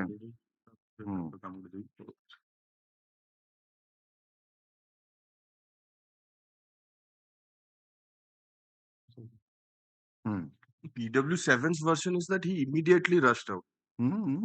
He immediately rushed out after hearing the cry of Krishna Patra. So immediate after he's an immediate post occurrence witness, your lordship. So immediately blow della pore se chida itho when he arrived. Then maybe after seeing him, he immediately ran away. So this time span, I believe, would be very short here, your lordship. Now it may be possible, but question is that when somebody, his house is nearby, right? Yes. His presence at the vicinity of the spot, you cannot say that it was an unusual or that he was there just to. So presence, it can be said. Is a co-villager, house is there. Question is that if we discard the evidence of this two witness, let us say, then merely because he was present started running away କାରଣ ତା ହାତରେ କିଛି weapon ନାହିଁ No. ତେଣୁ ଜଣେ ଲୋକ ଛିଡା ହେଇଥିଲା ସେଇ ଦୌଡି ପଳେଇଲା ଆଉ ତାକୁ ଅନ୍ୟମାନେ ଧରିବାକୁ ଚେଷ୍ଟା କରୁଥିଲେ ସେ ତାକୁ କାମୁଡି ଦେଲା ଏଇଗୁଡାକ ଯଦି ଆସେ ଧରାଯାଉ ଏଇଗୁଡାକ ଛାଡିଦେବା ତାହେଲେ ତା ଦ୍ୱାରା ଜଣକୁ କନଭିକ୍ସନ କରାଯାଇପାରିବ that he is the author of the crime କାରଣ ଟାଙ୍ଗିଆ ଲାଗିଲା ତା ବେକରେ ଇଏ ଲେଟର ସେ 7-8 ଫୁଟ ଦୂରରେ ଜଣେ ଛିଡା ହେଇଛି ଏବଂ ଯେମିତି ଦେଖିଲା ଅନ୍ୟ ଲୋକମାନଙ୍କୁ ଆସିବାକୁ ଇଏ ଦୌଡ଼ିକିନି ପଳେଇଲା ଖାଲି ଜଣେ ଦୌଡ଼ିକିନି ଗୋଟେ ଜାଗାରୁ ପଳେଇବ ବୋଲି ଯଦି ଆଇ ୱିଟନେସ୍ ଏଭିଡେନ୍ସ ଟାକୁ ଡିସକାର୍ଡ କରାଯିବ ତାହେଲେ whether the conviction would still be acceptable or not କାରଣ ଇଏ ଯୋଉ ଆପଣ ଟାଙ୍ଗିଆରେ ଯୋଉ ବ୍ଲଡ ଦେଖିଛନ୍ତି ଟାଙ୍ଗିଆ obviously ଟାଙ୍ଗିଆଟା ତା ଦେହରେ ଲାଗିଥିଲା ତେଣୁ ବ୍ଲଡ ତ ଆସିବ ହିଁ ଆସିବ ହେଲା ତେଣୁ ସେଇଟା that is not the and we are not even let us say we are not doubting that this with this weapon the death has caused ultimately so death caused due to though that is how the acts ତେଣୁ doctors evidence ଯଦିଓ doctor evidence ମଧ୍ୟ କହୁଛନ୍ତି sharp cutting weapon let us say that has not been but again the if before us now there are two evidence one is pw3 and the other is pw8 pw8 versions if we accept then it completely rule out the presence of pw3 if pw3's version is stated then pw8 presence goes pw8 କହୁନି କି ମୁଁ ଦେଖିଲି ପାଖରେ କେହି ନଥିଲେ I was only the person ଏଇ type ର ମଧ୍ୟ ସେ କହୁଛି at the time of incident there was no one near the place of occurrence as per my personal estimation I was the only person who had seen the accused dealing the swan so accused as given so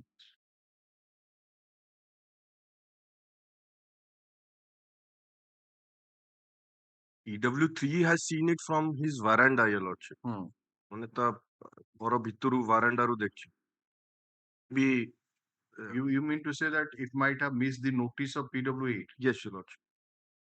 but at least presence of pw3 might not have missed the notice of pw3 with the deceased because he was very close to him ଦି ଜଣ ଯାକ ଛୋଟ ଛୁଆଟା ପାଖରେ ଯାଉଛି ଜଣଙ୍କର deceased ଇଏ ତାର notice miss କରିନଥାନ୍ତା ଆପଣ you may be right that pw8 ହୁଏତ ସେ ବାରଣ୍ଡାରେ ବସି ଦେଖିନଥିବ ତାକୁ ହୁଏତ ରାସ୍ତା ଉପରେ କେହି ନଥିବେ ସେ କହୁଥିବ କିନ୍ତୁ what about pw3 why he did not say about the presence of pw8 with the deceased when both of them are walking together and pw8 was on the left side of ତା ବାଁ ପଟେ ଚାଲୁଥିଲା ସାଙ୍ଗ ହେଇକି ଯାଉଥିଲେ କାହିଁକି ନା disease ତାକୁ କହିଥିଲା ମୁଁ ପାଚିଲା ପଣସ ଦେବି ଚ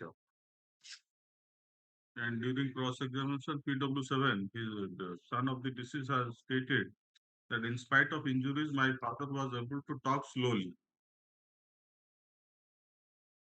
So no dying declaration or stating before anyone. no, but that is not the case.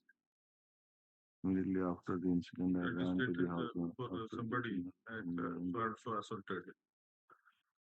Lordship, my humble submission is that it is quite natural for witnesses to depose differently, your lordship. Because every witness will have his own testify in his own. No, the deceased was alive. Let us say because Yes. when that was the why reason was the case was registered under 307. Lordship. Thereafter, the deceased died, and because the doctor who has treated him is also saying that after some time he died. It's PW6. Lordship. He examined and by that time he was alive. ହେଲା ତାପରେ he refer କଲା ତାକୁ district headquarters hospital କୁ district headquarters hospital ରେ ବୋଧେ ତାର death ହେଇଛି ଯୋଉଠି କି patient died ହଁ 12:05 ରେ ରାତି 12:05 ରେ death ହେଇଛି that is the evidence of PW5 ତ ଘଟଣା ହେଇଛି 5ଟା ବେଳକୁ ତାପରେ ସେ ପ୍ରଥମେ ଯାଇଛି PW6 ତାକୁ ଟ୍ରିଟମେଣ୍ଟ କରିଛି ସେ ସମୟ ମଧ୍ୟ ହଉଛି ଦେଖେଇ ଦେଇଛି 7:30 ରେ ତାପରେ ତାକୁ ପଠେଇ ଦେଇଛନ୍ତି ଡିଷ୍ଟ୍ରିକ୍ଟ ହେଡକ୍ୱାର୍ଟର୍ସ ହସ୍ପିଟାଲ ରେଫର କରାଗଲା ଦେନ୍ ହି ଡାଏଡ୍ ଆଟ୍ 12:05 ମିଡନାଇଟ୍ ରେ ତାର ଡେଥ୍ ହେଇଛି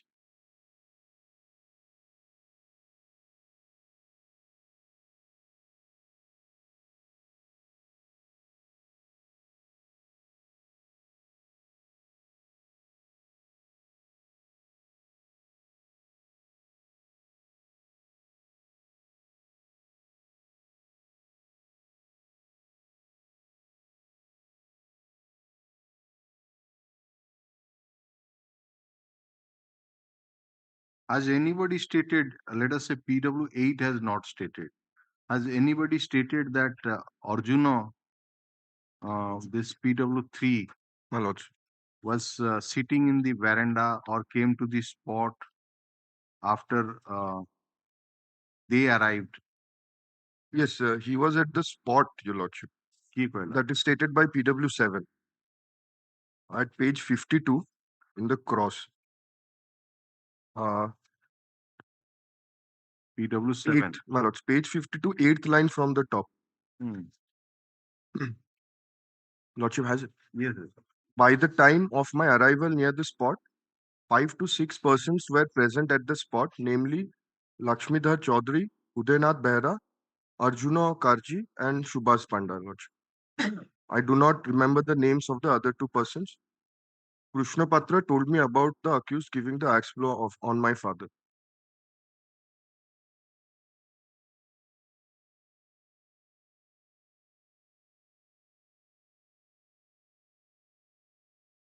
PW4 also has stated in his prosecution, para 3, page 44. Lordship.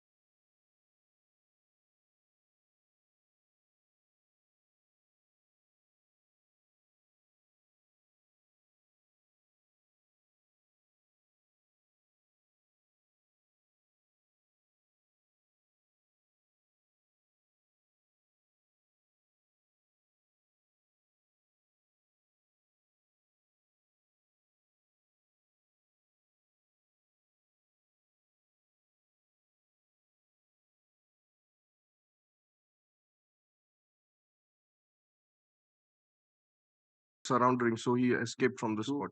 whatever we are to judge that এটা তো হয়ে গেল, এটা hit and run type to সিসিটা তো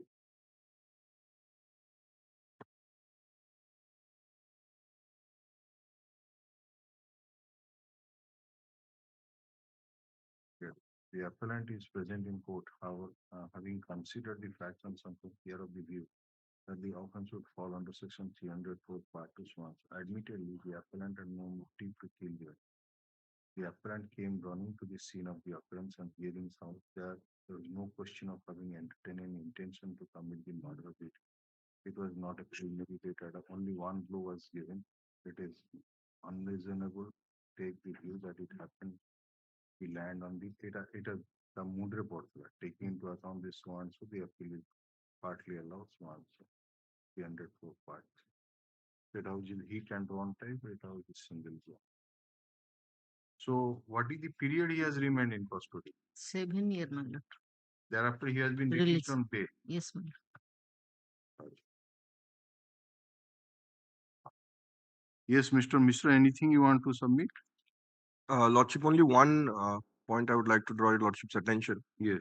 Here, there is enmity between the families, your Lordship. PW4 has stated about the motive, my lords. What motive?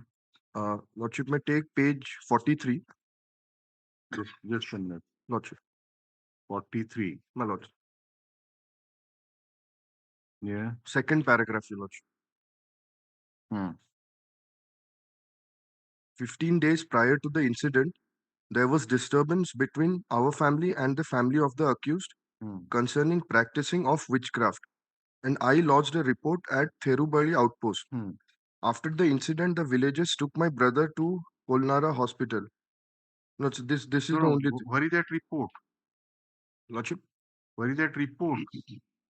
Have you said that there was some kind of disturbance and for which a report was lost, and this PW4 himself lost the report. So where is that report? You have to report prove has it, not the been report. exhibited. Huh? It has not been exhibited. No, other witnesses have also stated that Yes, the reason for assaulting so might be because of suspecting the deceased to practicing witchcraft. witchcraft, yes. Other witnesses have also stated. The IO has also stated, your Lordship, that as per his investigation, No, the IO has stated that that is not admissible. IO tar investigation ne kon paila, that must be, he has no personal knowledge. He must have collected it from others, that unless those witnesses say about that they were suspecting, but you see that somebody has stated that he has no knowledge that this man was practicing witchcraft. He's, I think, one of this PW8 perhaps has stated, or that there is nothing that he was PW7 or PW8. You would have found. I just come to PW7's evidence, page 53. Lordship. He is the, who is he? He is the son of the Son. deceased, right? Yes. You come to page 53 and 1, 2, 3, 4, 5, 6, 7, 8, 9, 10 line from the top. At the time my father was working as a forest guard, my father was performing puja at home before our family deity. My father did not know the art of witchcraft. So suspecting witchcraft, ए जो जिनस आपण आणले ता पई गोटे laws करथिले FIR, से report मध्ये प्रमाण हला नाही.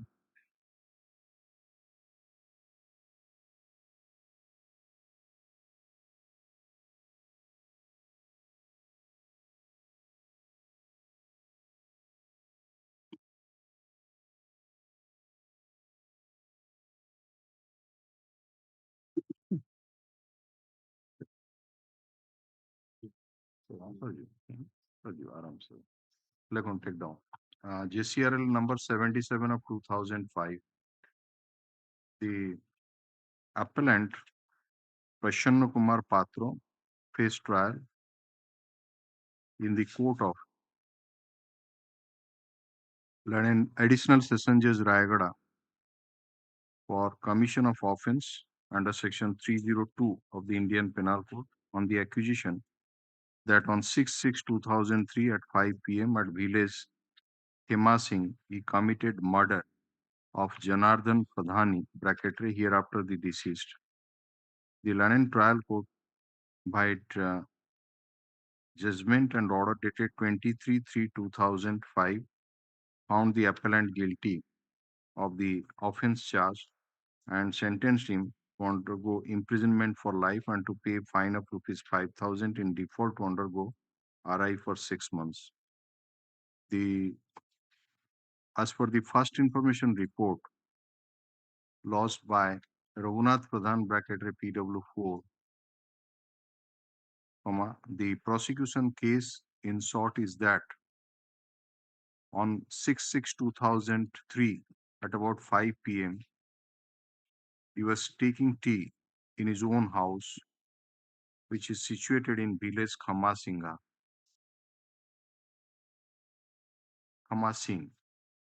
And at that point of time, PW8 Krishna Patra, who is a boy aged about 13 years, came to his house and informed him that the deceased, while returning from the shop of a co-villager to his house,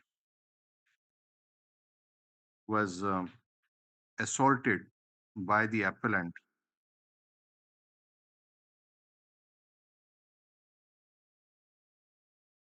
with a tangia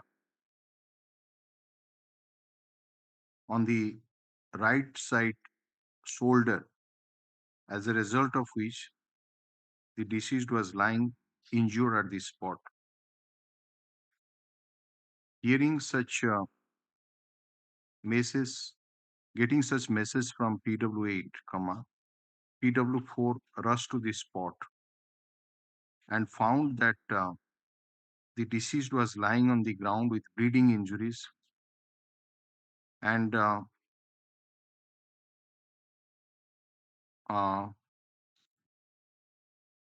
the at the uh, at the part of the body of assault, the weapon was streaking, which was brought out by PW9 Vishnu Patra. The appellant and his family members had left the spot. The informant, along with some of the co-villagers, brought the deceased in that injured condition to Kolnora Hospital, and it is further stated in the first information report that suspecting the deceased to be practicing witchcraft, the appellant committed the crime.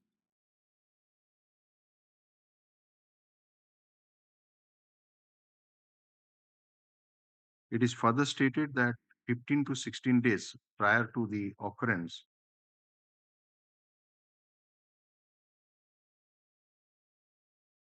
since there was a quarrel between both the families, that is the family of the appellant and the deceased, over the issue of practicing witchcraft, a report was presented in the outpost, for which the officer in charge of the outpost called the parties and settled the dispute. Stop. On the oral report of PW4, one Trinath Gandhi reduced the same into writing, and the written and the same was presented before the officer in charge of Chandili police station on 6/6/2003, at 7:30 p.m. and accordingly Chandili PS case number 75 dated 6/6/2003 was registered under section 341, 326, 307 of the Indian Penal Code.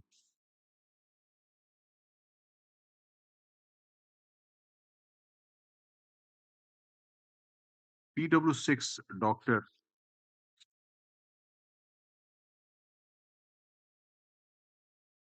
G. Sayalji was the medical officer attached to Polnora PSC, examined the deceased, noticed one injury on the right subscapular fossa and gave 4 stitches on the wound, and then the deceased was referred to District Headquarters Hospital, Rayagada, where he died at 12:05 a.m. bracket like to midnight on the very day.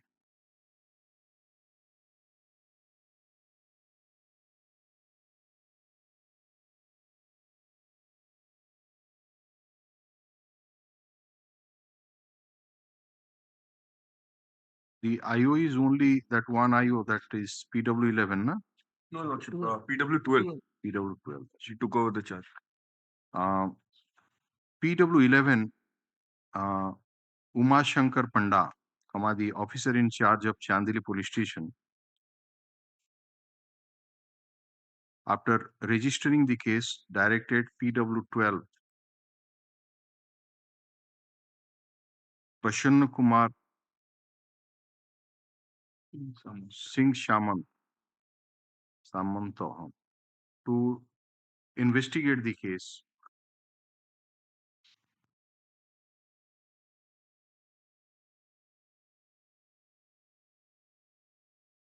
PW11 also visited the spot, prepared the spot map by the Exhibit 8, examined the witnesses, seized the command certificate wearing apparels of the deceased on production by the escort constable,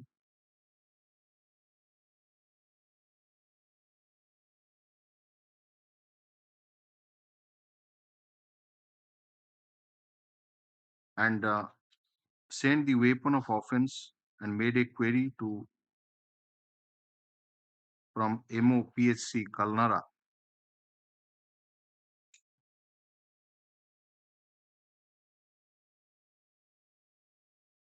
as per query report Exhibit 10,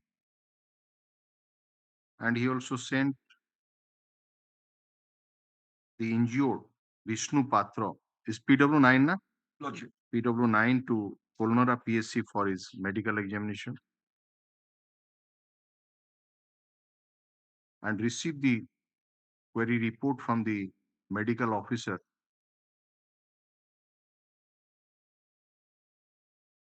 by Exhibit 10/2. He also took steps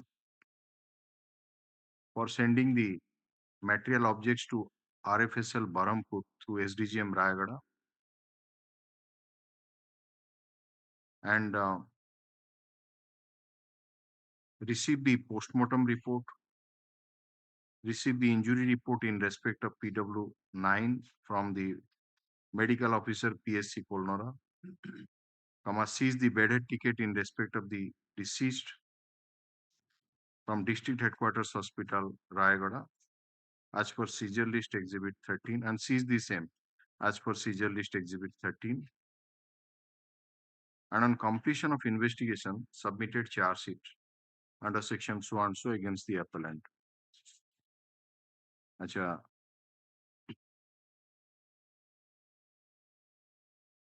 PW12 from part of investigation ta dekhi likhe do. After submission of charge sheet, the case was committed to the Court of Session after complying the due procedure, where the London trial court framed the charge as aforesaid. to which the appellant pleaded not guilty and claimed to be tried. Accordingly, the sessions trial procedure was resorted to establish the guilt of the accused. The London Trial Court, after assessing the oral as well as documentary evidence on record, came to hold that the prosecution has been able to establish the background of the case and the motive for the commission of the crime. The London Trial Court accepted the evidence of the eyewitnesses to the occurrence, that is PW3 and PW8,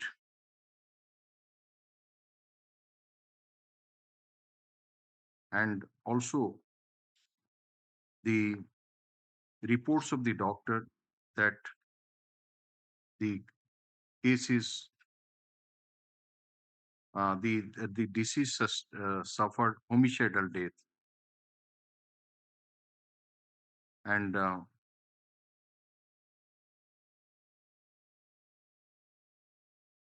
came to hold that the appellant is the author of the crime, and the death of the deceased was caused by an axe blow inflicted on his person by the appellant, and accordingly found the appellant guilty under section so and so.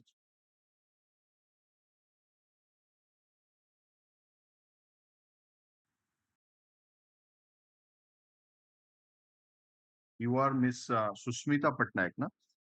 Susmita Patnaik, Land Counsel, appearing for the appellant, contended that the out of the two eyewitnesses, the evidence of child witness bracket PW8 is not acceptable, in as much as the London Trial Court, before recording the evidence of PW8, had not put any questions to him to test his competency to depose. And as the child witness is prone to tutoring, and his presence at the spot is not deposed to by the other witness, that is PW3, it is very difficult to accept his evidence. The Land Counsel further argued that the prosecution has not established any motive behind the commission of crime, and though it is the prosecution case that 15 days prior to the date of occurrence, there was some dispute between the parties relating to the issue of practicing witchcraft by the deceased, but no such report has been proved during trial. She further argued that when a single blow was given, that too on the right shoulder, it cannot be said that the appellant had intention to commit the murder of the deceased, and the overt act committed by the appellant may at best come within the purview of Section 304, Part 2 of the Indian Penal Code. And since the appellant has remained in judicial custody for 7 years and he has been released on bail, are you sure that it is 7 years? Yes, ma'am. What is the date of custody? Can you tell me? 2003, release on bail in 2010, my lord. Just a minute. ये तो देखिए final form था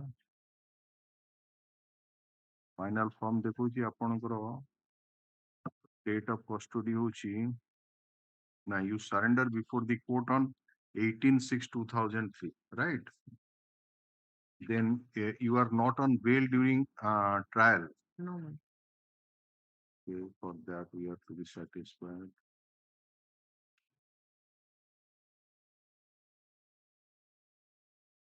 Accused is produced in custody, produced in custody. एक हजार 10 रुपए लगा Acha, 29 1 2010. 2010. yes That means it is 6 years and 6-7 months. Okay. Acha, 6 years 7 months per दिन. No, 6 years and 7. The sentence be reduced to period already on record. Mr. Sonok, Mr. and an additional standing counsel, on the other hand, submitted that merely because no formal preliminary examination has been made to PW8 and the London trial court has not recorded its satisfaction that the witness is able to understand the questions and give rational answer and therefore is a competent witness. But the manner in which PW8 has deposed in court and faced the searching cross-examination of the Lennon Defense Counsel would indicate that he is a competent witness. The Land Council further submitted that even though PW8 has not stated about the presence of PW3 who was sitting on the veranda, but that cannot be a ground to disbelieve the presence of PW3 at the spot. And similarly, when the main portion of the evidence of PW3 and PW8 relating to the assault by the appellant with an axe on the deceased is corroborating each other, and that also gets corroboration from the medical evidence. And the evidence on record has come that there was motive behind the commission of crime, as the appellant family members were suspecting the deceased to be practicing witchcraft, and the injury sustained by the deceased has been opined to be sufficient in ordinary course of nature to cause death by the doctor who conducted post-mortem examination. No infirmity can be found in the impugned judgment, and therefore the appeal should be dismissed. Adverting to the contention raised by the London Council for the respective parties, let us first see that how far the prosecution has proved that the deceased met with a homicidal death. The deceased was no doubt first examined by PW6, the medical officer attached to Polnora PSC on 6/6/2003 at 7:30 p.m. and he noticed the following injury. For that injury, he opined that the injury was grievous in nature and was caused within 24 hours, and he gave 4 stitches to the wound and referred the deceased to the district headquarters hospital, Rayagada. PW5 has stated that the deceased died on that day at 12:05, just 6/7/6/2003 at 12:05 a.m. bracketed midnight. And he conducted post-mortem examination over the dead body and found the following injuries, that external injuries like this, and he further opined that the injury was possible in an ordinary course of nature, and it can be caused by a sharp cutting weapon.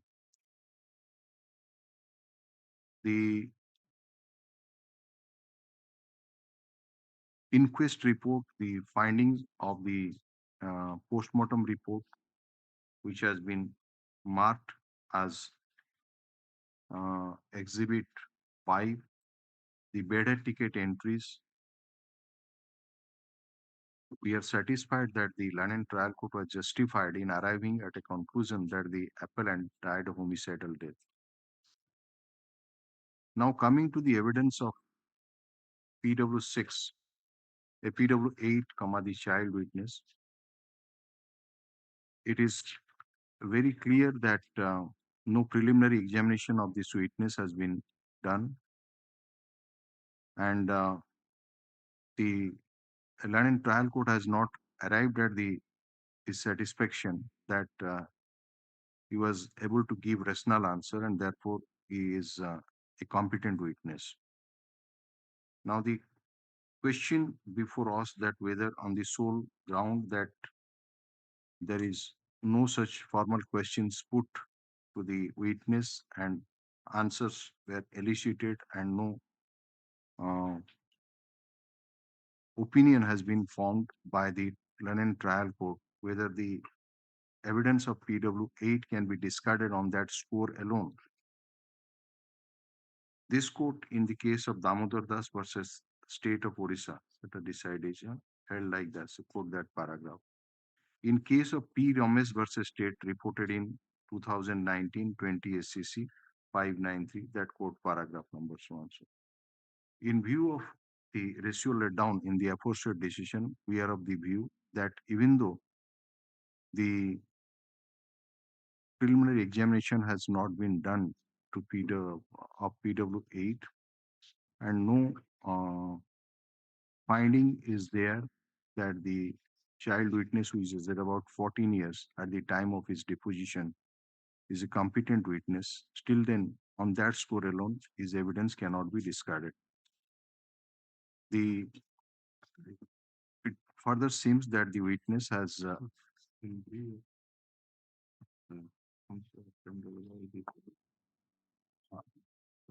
and in view of the manner in which he faced the answer to the questions put by the London public prosecutor and also answer to the London defense counsel.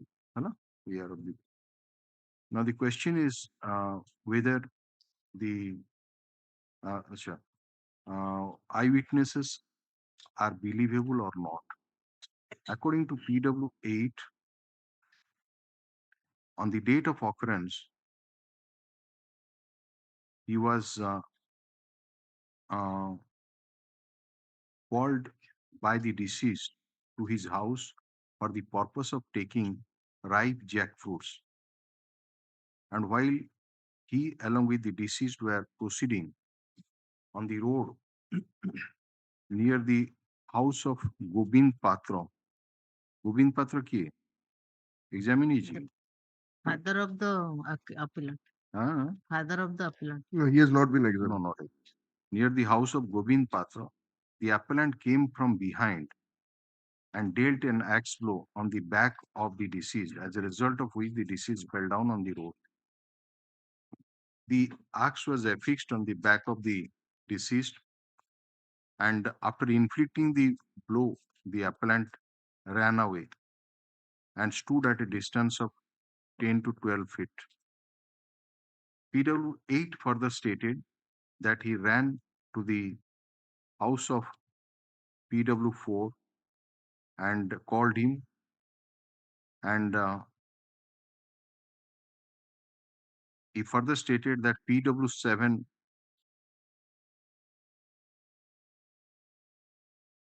chased the appellant, and PW9 Vishnu Patra also arrived there, removed the axe from the body of the deceased, handed it over to PW4, and then PW9 chased the appellant and caught hold of him, but the appellant gave a teeth bite, entered into his house.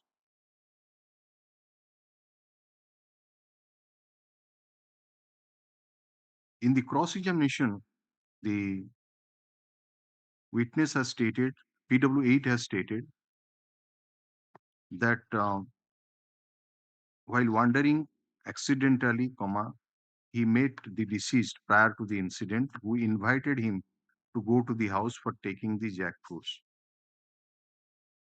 He further stated that while he, along with the deceased, going on the road, he was to the left of the maternal uncle. And he further stated that he had seen the appellant giving an axe blow on the back of the deceased, and the appellant coming from the house of his uncle bracket Boda Bapa carrying an axe, and the house of the uncle of the accused was situated at a distance of 5 to 6 cubits from them when the appellant came with the axe. The witness has further stated that at the time of incident there was none near the place of occurrence, and as per his personal estimation, he was the only person who had seen the appellant dealing the axe blow, and further had seen only after uh, the assault, and the appellant had given only one axe blow. The learned counsel for the appellant submitted that if, according to PW8, nobody was around the spot at the time of occurrence, then the presence of PW3 was stated to be sitting on the uh, on his front veranda of the house is not acceptable. The PW3, on the other hand, has stated that he was sitting on his front veranda at the time of occurrence, and he saw the deceased was coming on the village road, and the appellant came out from the house being armed with an axe and dealt an axe blow on the deceased, as a result of which the deceased fell down on the ground, and the axe remained affixed on the back of Janardhan, and the occurrence took place at a distance of about 10 to 12 cubits from the veranda. The PW3 further stated that uh, the appellant ran away from the spot after dealing the axe blow. And after the incident, the villagers came and the injured was shifted to Kolonara Hospital. The learned counsel for the state, on the other hand, submitted that even though the PW8 has stated that he had not uh, seen nobody at the place of occurrence, the presence of PW3 on his veranda might have missed the notice of PW8, and therefore, on this statement of PW8, the presence of PW3 on the veranda cannot be discarded. Nothing has been brought out in the evidence of PW8, PW3 at all to disbelieve his evidence. Moreover, the evidence of PW8 after the occurrence in reporting the matter before PW4 is it amounts to res gesti, which is admissible under Section 6 of the Evidence Act. Inasmuch as PW4 has stated that PW8 came to his house and informed that the appellant dealt an axe blow on the deceased, for which he rushed to the spot. Therefore, merely because PW3 has not stated about the presence of PW8 along with the deceased, and PW8 has made a statement that there was none near the place of occurrence, the evidence of both these witnesses cannot be discarded, and we are of the view that the London trial court has rightly placed reliance on the evidence of these two witnesses. Coming to the motive part of the occurrence, though it is stated by PW, କିଏ ସେଟା କହିଲା PW4 ନା କିଏ କହିଲା ଯୋଉ 15 ଦିନ ପୂର୍ବରୁ ଯୋଉ ଘଟଣାଟା Yes, ହେଇଥିଲା PW4, Your Lordship. PW4 that PW4 that line টা সেটা Second paragraph. Your Lordship. 15 days prior to the occurrence, there was disturbance between their family and the family of the appellant relating concerning practicing of witchcraft, and that he, bracketed PW4, lost the report at Thirubali outpost And in that respect also, PW4 has indicated it in the first information report, but the prosecution has not proved the report which was lost at the outpost, nor any of the police officials of the outpost has been examined to uh, give evidence that any such report was lost and the parties were called to the outpost and the matter was amicably settled. Therefore, we are of the view that the motive part of which has been adduced by the prosecution has not been satisfactorily uh, established. However, in a case of direct evidence, motive is of non-proving of the motive cannot be a factor to disbelieve the evidence of the prosecution. Coming to the uh, occurrence part, it appears that the appellant all on a sudden came and dealt one blow and then left the spot. The uh, blow hit on the right shoulder, and even after noticing the same, the appellant has not tried to take out the axe from the affected body part and gave another blow on the vital part of the body, that is head. In the case of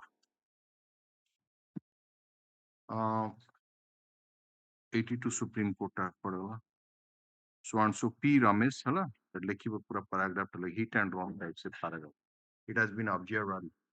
In case of Manni Bhai Vital Bhai Machi versus State of Gujarat reported in so and so, it is held like the paragraph 2 ta pura entire quote kar di hala. The in view of the facts and circumstances of the case, the manner in which the assault was made, the part of the body where the assault was made, and the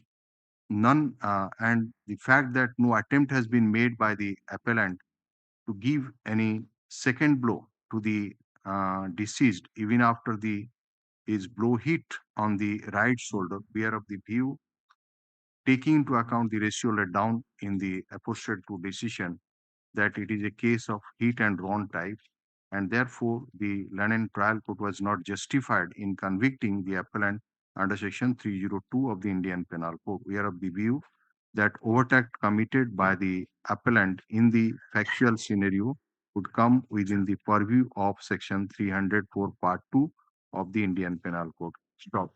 It appears from the case record that the appellant voluntarily surrendered in the court on 18/6/2003, and he was never released on bail during trial. And after he preferred this appeal in the year 2005, he was granted bail by order dated 29/1/2010, and therefore he has remained in custody more than 6 years and 6 years 7 months.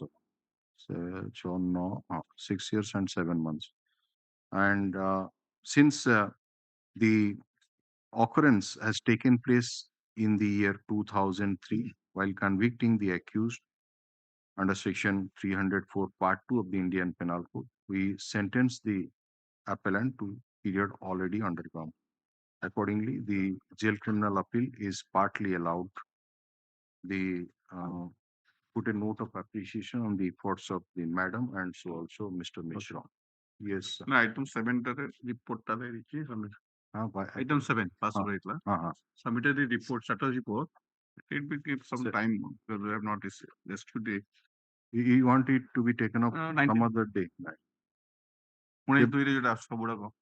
अच्छा ଆଜି ଆସିଛନ୍ତି report ଆଚ୍ଛା ସୁଆଣ୍ଡସୋ ଲେଖିଛନ୍ତି ଏଟା item number କେତେ 7 item number 7 Suanso is present. The Learned Council further submitted the status report, and some further time has been asked for sought for to rescue the victims. এটা দেখি লেখিবে case is posted to 19th February 2024. এটা personal appearance ପାଇଁ ଥିଲା ସବୁଗୁଡା personal अच्छा personal appearance को dispense with कर देवे है ना free copy of the order be handed over to the land and council for the state. Copy of the report has been served on the council for itself. No one is there. अच्छा non appears. Undertakes to serve copy by tomorrow. Since no one is present, for example, from the side of the appellant, land council for the state submit that we will serve the copy of the status report on the land and council for the state during course of this week. है ना? कर देंगे तब ठीक है.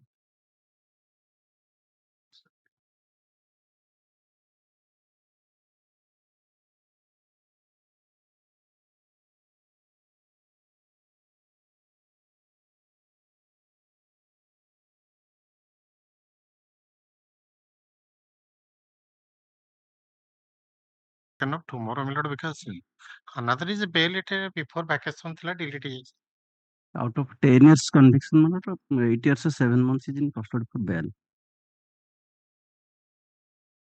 My lord, as per early order passed by the Honorable Court, annexed after this order. बुझी पारलेनी कौन? So, my lord, CRL IA number 2509-2510. So, as per early order passed by the Honorable Court, petitioner filed above I to allow same the continue. Hearing of the appeal and as so appellant died. ଆପଣ ଯୋଉ ଅର୍ଡରଟା pass କରିଥିଲେ ମାଇଲର ସେଇଟା attach କରିଛି कौन ये आगे है कौन?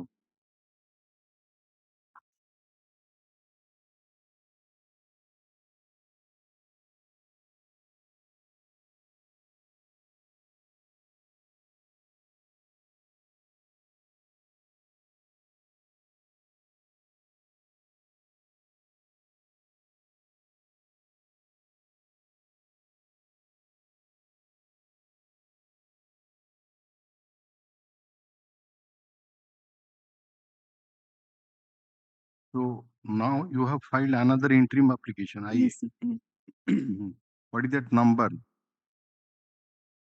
You have given two numbers, IA. Data my lord 2509 2510. Somebody has died and you want to implead the near relatives to continue that appeal. So earlier you filed an interim application, but since proper documents were not filed, no averment was taken, so you withdraw that same to file a better one. Yes. Now you have filed the better one according to you, Yes. but you have given two interim application numbers. So which one you want to list, or both the interim application? It is actually one interim application is necessary. So why have you filed two and you are mentioning for listing of both the interim application? मतलब एक leave application, two limitation application. List कर दो. Yes, ma'am. My lord, I had mentioned 2 times when since next week order is there, my case is posted to 17th one for No, framing of charges. it's all right. Let the charge be framed. What is there? I Yes. paid a date. It is already, you see, once the date is fixed My lord. on your memo, if you file another memo, then it may go to something beyond that date. My lord. So the list section would just keep that earlier memo and Yes. now. So don't file repeated memo. No, my lord, what is Yes, my next. problem is Yes, sir, they are then saying that Your problem, your problem is not the court's problem. next week memos are not being listed. All right, all right. Every memo cannot be listed immediately. It requires that what is the importance of the case, what time I am getting to dispose of the case matter. You know that a division bench is there. Yes, my lord. After lunch, election petition hearing is there. So many councils are filing memo. It has to be adjusted, not that all your memos is to be listed on what day. Yes, next. fresh urgent matter, my lord. Give it. Without My lords, one criminal division fresh matter, but the urgency is here that the family of the petitioner resides in USA. And the mother-in-law is really seriously ill and in ICU. give. The passport release में একটা file है, my lords. ठीक है. ठीक. ठीक है. Here the appellant is inside custody since more than 8 years. In between, one of the co-accused has been granted. Period has already been undergone, my lord, and the due to stay of the fine amount is not released on bail, my lord. he is ready to deposit the fine amount, Give it. but the trial court has not allowed. Give it. My lord, I for conversion of CRL to bail. Order କରିଥିଲେ and Chundita. Pardon to mention, my lord, petitioner's wife is very ill. She's suffering from cancer. June. Please give it. Yes. tied up a bail matter.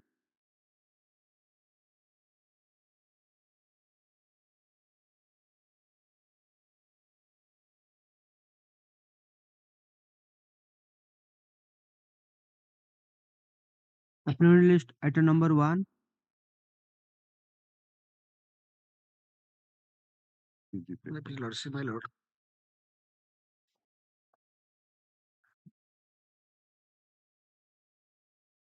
Appellant is convicted on 307 IPC and is sentenced to arrive for 5 years and to pay 2,000 rupees, my lord, fine, my lord. Have you checked up how many years he was in custody? Because it's a JCRLA. What is the date when he was taken into custody and when he was released on bail? देखिए ये था देखिए trial court record final form लेकिन custody 28/8/2010 No, he was forwarded to court on 29/8/2010.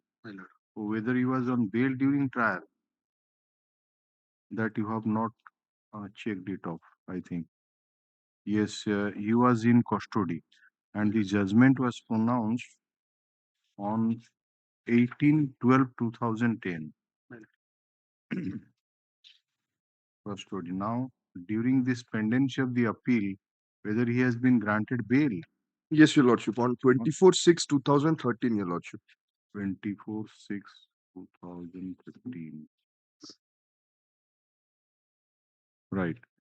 24/6/2013. That means he has, if he has been released on bail by virtue of this order, then no, there was some correction. Right. On 11/7/2023, that was corrected. So that is till that date, he might not have been released on bail. 11/7/2013. So 11/7/2013 মানে could I think he had not availed the bail application. He had not availed the bail. কি কইলা তার বাহার যাইতিব না 5 ବର୍ଷ ହେଇକି ପୁରା କୋଉଠି ପାଇଲେ ସେ ଇଏ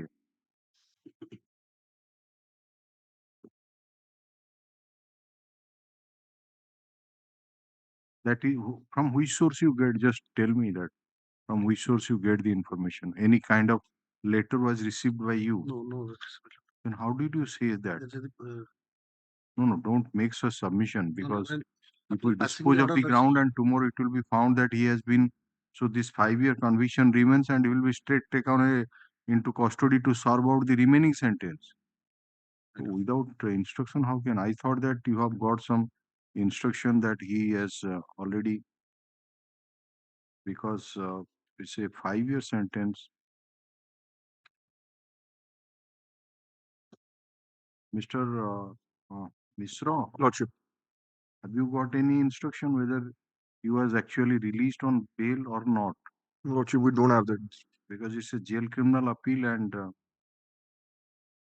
you are engaged by the legal aid board. No, by legal aid not illegal. Privately? Yes, petition.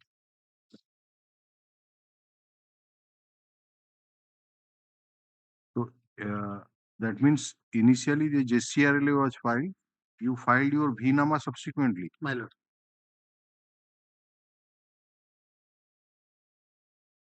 देखिले वकालतनामा ଅଛି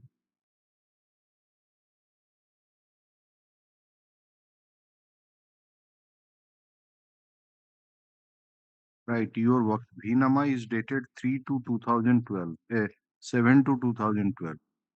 Then you filed all these applications. Okay. And after grant of bail also, you file an application for that correction, that the ST case number.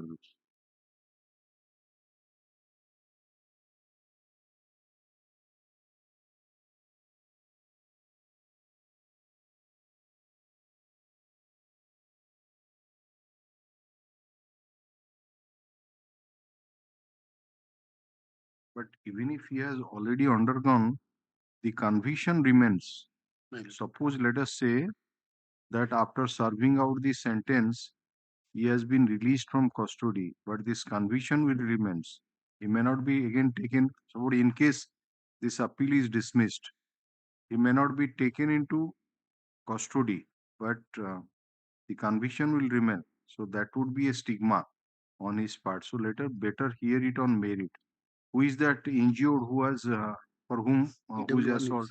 PW1, my lord. The brother of the accused lordships. PW1 is the injured. Yes, ma'am. Damodar Munda. And who is the doctor? Doctor is PW5 lordships. Is there any eyewitness? Yes, ma'am. It's one. PW3. PW3 is eyewitness.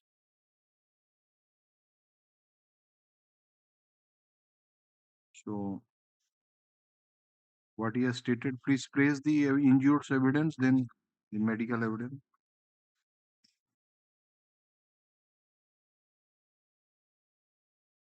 PW1 is at page 31. Yes, ma'am. Have you got the paper book with you? Yes, yes. Okay, place it. I know this. I know the civil Gagrel, my son-in-law, and I know the accused person standing on the deck. I am the injured person in this case. Occurrence took place last year on the day of Rakhi Purnima, locally known as Gamma Purnima, at about the evening hour at my house at Ramondiho, Nuasai. The wife of the accused person came on drinking liquor and she on inebriated condition started hurling obscene languages, and my son obstructed her, saying, "Aunt, why you are hurling obscene languages?" To which the accused person and his wife got enraged, and they started to lodge rape case against my son, who had given a push to the wife of the accused person. Accused person is my younger brother.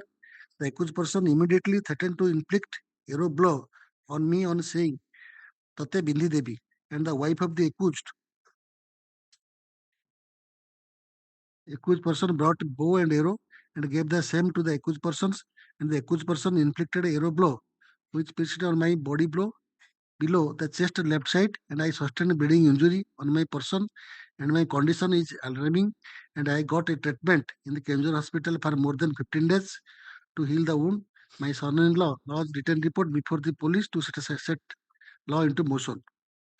Cross-examination, my lord. Accused person and myself are residing separately in separate mess and properly. My son is aged about 25 years. The house of the accused person is adjacent to my house, intervened by one house, which is my elder brother's house. Although I cannot say the date, but it was a Gamma Purnima day of this year. We are in habit of consuming liquor on festive occasions. It was a dark night. I was not present when altercation between wife of the accused person and my son took place. Thereafter, I proceeded to my younger brother, the accused persons. It may be 6:30 p.m. The occurrence took place in the dusk hour. The witness volunteered. Accused persons is blessed with the 5 sons, and all were present at the 11th point of time when occurrence took place. I was standing in front of my house when occurrence took place. The informant, Sibyl Gagarai, is my son-in-law, who is hailing from the same village, and his house is situated at a little distance from my house. I am not having any bow and arrow in my house. The informant was present at the spot when occurrence took place, as he was invited to attend Gama Purnima festival in your house. I lost my sense on getting assault by one arrow blow. One towel was covered on my wound, and I proceeded, and I was taken to Bamamari police station, and thereafter I was taken to Kolapad hospital. The doctor expressed his inability to extend treatment to be looking to the severity of my wound and advised to ship me to Kenzur District Hospital. Accordingly, I was taken to Kenzur District Headquarters Hospital on hiring one vehicle. The sons of the accused persons are all grown up. I was not examined by the police in connection with this case. It is not a fact that the accused person has not inflicted any arrow blows on me, and I am deposing falsehood implicating him. There is no occurrence even ever taken place, my lord. Okay, come to the evidence of PW 3, the other eyewitness. Yes, my lord. He is the son-in-law of the injured, my lord. Who is also the informant. My lord, my lord. I know the injured person who is my father-in-law, and I also know the accused person and who is his younger brother. The occurrence took place in the house of the injured persons in a village, Pamondiha, Nuasai, the evening hour of Rakhi Purnima, locally known as Brahma Purnima. That day of this year, I was present in the house of the injured person when occurrence took place. The accused person and the injured person were quarreling. The accused person dealt blow and arrow, blow which landed below the chest of my father-in-law. Due to arrow blow, the injured person sustained a piercing bleeding injury. The arrow was removed. The FIR was lodged before the inspector in charge of Bambari PS by me on that next day of occurrence. This is the FIR marked Exhibit 1. And Exhibit 1/1 is my signature. The injured person was taken to Joda Hospital where the doctor expressed his inability to extend treatment as such. The injured person was taken to District Headquarters Hospital, Kenzur for treatment. My father-in-law got treatment at District Headquarters Hospital for 2 weeks to heal his wound. I was examined by the police in connection with this case. The arrow was seized by the police as the same was removed from the wound of the injured person. Police prepared seizure list thereon. This is the seizure list is marked as 2 and 2/1 is my signature therein. Cross-examination, my lord. Exhibit 1 FIR was scribed by the police officer, but I cannot say the name of such police officer. I was present alone in the police station when the FIR was scribed. I was asked to put my signature in the FIR. I put my signature thereon. I got a married daughter of the injured person since 8 years back. Our caste people used to consume liquor in festive occasion. It was a moonlit light as it was a Purnima day when my father-in-law, the injured person, was returning from the house of the accused. The arrow blow was inflicted on him, and at the time I was with my father-in-law. It is not fact that the accused person is not the perpetrator of the crime of assault by means of arrow, and I am deposing as falsehood, my lord. Backward. Yes, now you read the Monu as well.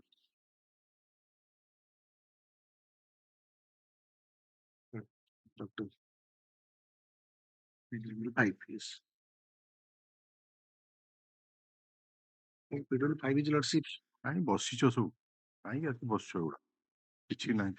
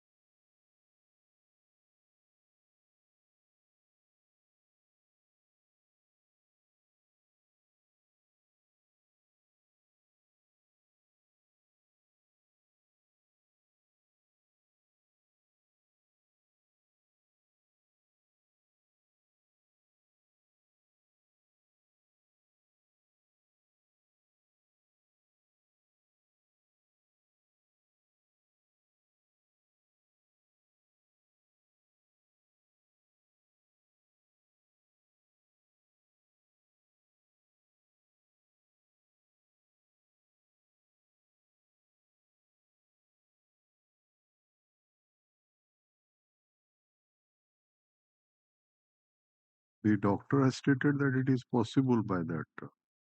Yes, Lord. I have seen that. And the injury is grievous in nature. Yes. And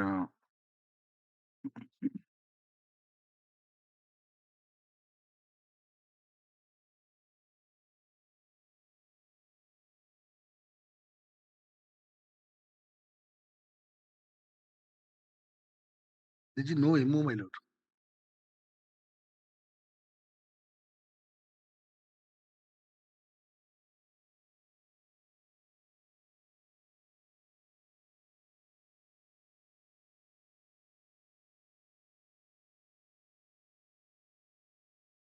The special report also told their lordships.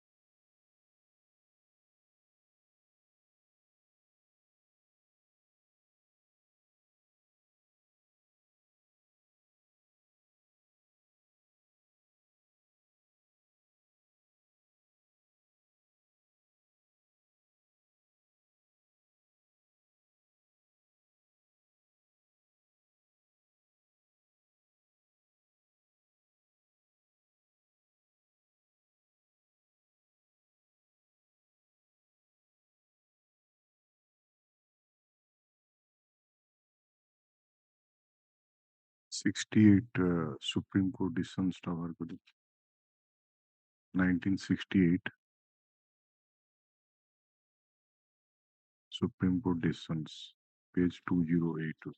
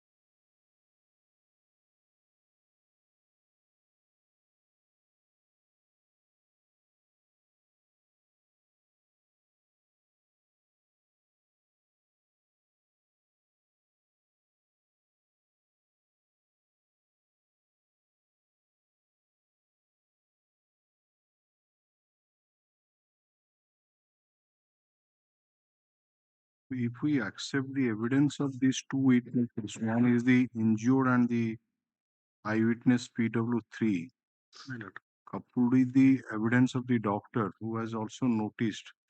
Question is that it's a grievous injury, no doubt. Now the question is whether it would be a 307 or not. The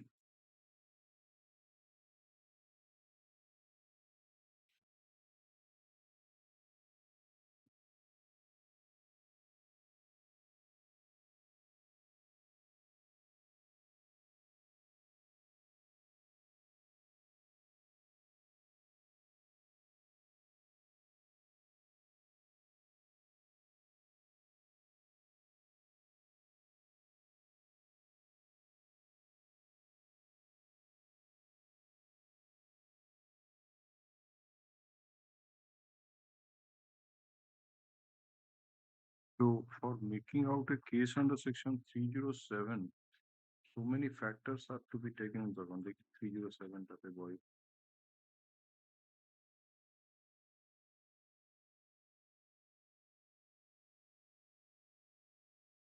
Section देखो इस side लिखा दो 307 अधिक अच्छी section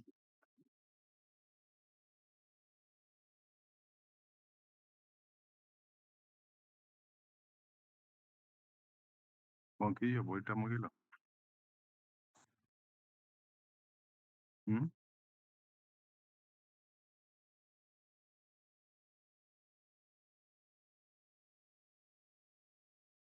1968 Supreme Court decision. हाँ हाँ Supreme Court decisions. हाँ एटू बार दियो एटू मार legal citations मार publication. Supreme Court SCD पढ़ा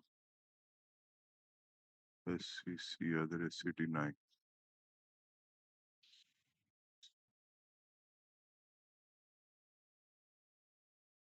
अरे हाँ कौन कोड़ा कौन था कौन पढ़ियो मछी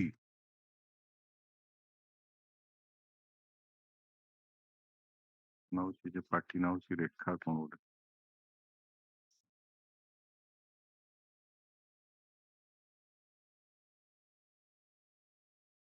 वही थिला जो एठी थिला लाइब्रेरी थिला देखी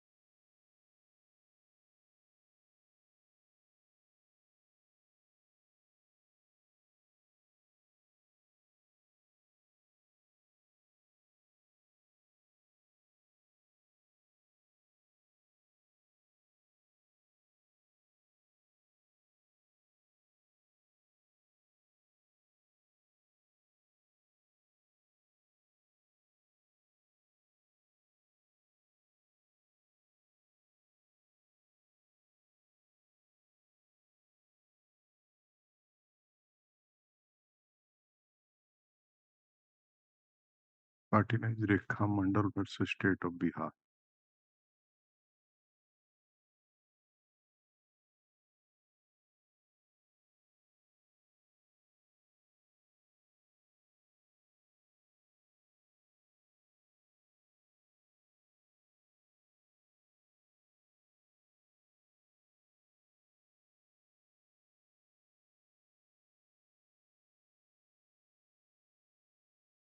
In that case, Mr. Mishra, Lordship. the case term देखूची Rekha Mandal versus State of Bihar, that is followed in a number of decisions. 1968, Volume 8, Supreme Court Decisions, page 208. Rekha Mandal versus State of Bihar. 17 injuries were caused, and including inside wound and puncture wound, by different type of weapons like farsa, spear, lathi, and those were two of the injuries were caused on the head and neck. It was held that the medical evidence did not disclose that any of the injuries was cumulatively dangerous to life. And the question is whether in these circumstances it would be held that the offense disclosed was one under section 307 of the Indian Penal Code.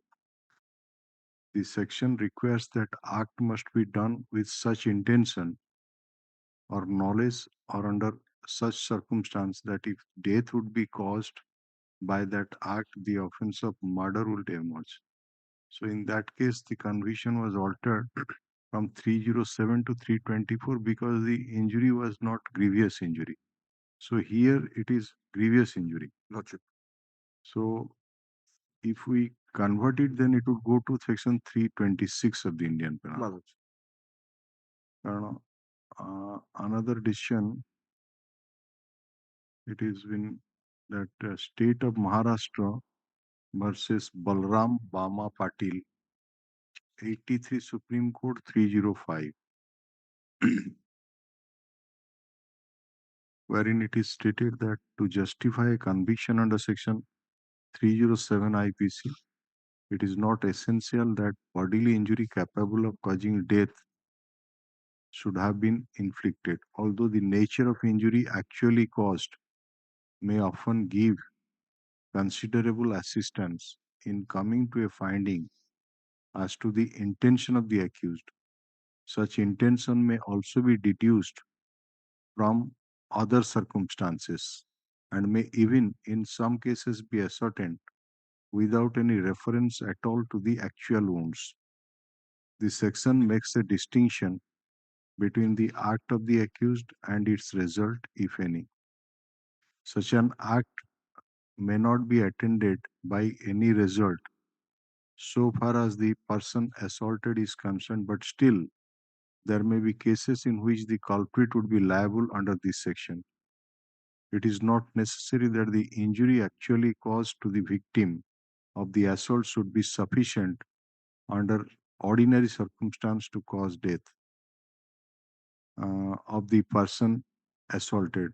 What the court has to see whether the act, irrespective of its result, was done with the intention or knowledge and under circumstances mentioned in this section. An attempt in order to be criminal need not be the penultimate act. It is sufficient in law if there is present an intent coupled with some overt act in execution thereof. So, for example, somebody fired at someone. He did not receive injury because he just escaped. That can also be a case under section 307. So it's not necessary that in every 307 case there should be an injury. And it is required that if it at all it is injury, then what was the intention and what it is one part of the aspect, that injury part. But the court has to see the circumstance, entire circumstance, to arrive at whether the intention was to cause murder, which should be punishable under 307, or intention was to commit cause grievous hurt. So, if there is no such clear material in that respect, and two things are possible, that it may be to cause grievous hurt, it may be to commit murder, then that benefit would go to the accused, not to the prosecution, that you are to convict him under section 307.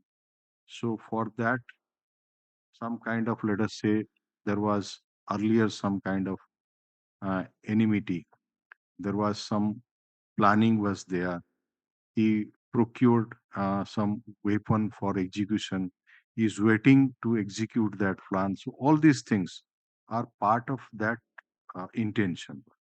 Here what has happened is just a quarrel ensued. See, the wife was taking liquor, wife of this appellant. Then a sudden quarrel ensued, and he gave a push perhaps to that wife of the appellant. That caused engagement, and these are handy in this arrow and blow in this tribal people. These are Champua, Kemushar. They used to roam with holding that. So just sort the arrow, and in that way you cannot say that he had premeditated or he caused the preparation and intended to commit murder, all these things. So background is, as has been stated by PW1, that we are in habit of consuming liquor on festive occasion, and ସେଦିନ ଥିଲା ଗହ୍ମା ପୂର୍ଣ୍ଣିମା, Gamha ପୂର୍ଣ୍ଣିମାଟା which is otherwise known as Rakhi Purnima. ସେଇଥିପାଇଁ ସେ ରାତିରେ ସେମାନେ they were taking the liquor. Wife of the accused was taking liquor and hurling obscene language. ସେଥିପାଇଁ PW1 କହୁଛି my son obstructed her, and to which the accused got enraged, and then accused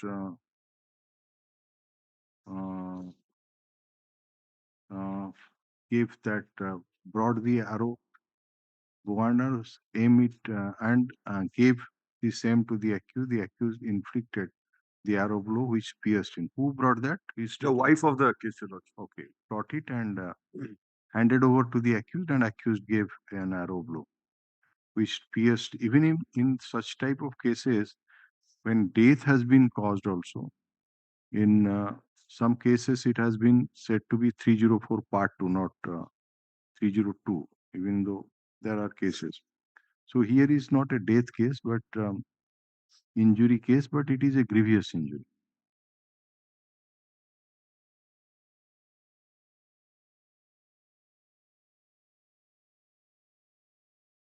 Only one point to be considered, Your Lordship, is that the arrow was fired and it hit right below the left chest, Your Lordship.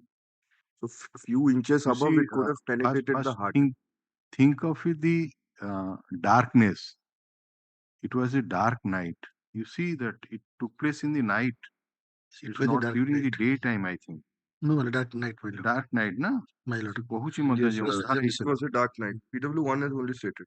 Cool line ta dekhile? Parrot.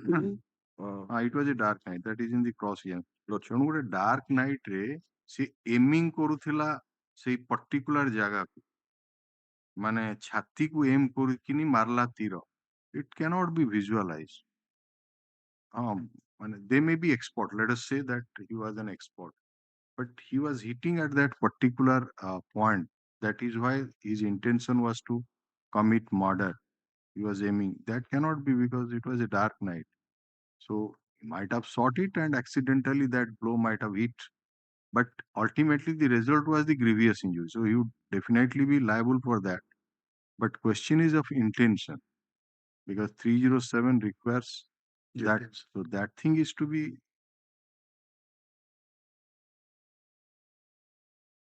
But brother is his own brother lordship. ସତେ ହଁ brother ମାନେ ଏଇଟା ଗୋଟେ ହଠାତ୍ ଗୋଟେ ଘଟଣାଟା ହେଲା ଆଉ କଣ ନିଜ ଭାଇ ଆଉ କଣ ଦି ମାନେ taking liquor sudden quarrel he gave push the son gave push son ମାନେ ହବ ତାର କଣ nephew ହବ ଆଉ କଣ ପୁତୁରା ମାନେ ଖୁଡିକୁ ଠେଲି ଦେଲା ସେଇଠୁ ତା ଗାଳି ଦେଲା ଗାଳି ଦେଇକିନି ଫେର ଖୁଡି ଯାଇକିନି ଇଏ ନେଇ ଆସିଛି ଇଏ ତାକୁ ବିନ୍ଧି ଦେଇଛି ହଁ ଅନ୍ଧାର ଥିଲା ସେଇ ବ୍ଲୋଟା ଯାଇକିନି ତାର ଛାତିରେ ଲାଗିଛି ଯୋଉଥିପାଇଁ ଗ୍ରିଭିୟସ୍ ଇଞ୍ଜୁରିଟା ହେଇଛି he was also stating before firing the arrow that totte bindi debi that also yes bindi debi mane not that bindi mane maybe that firing the arrow bindi devi you cannot say that bindi devi mane mari devi ସରଳ ମାରିଦେବି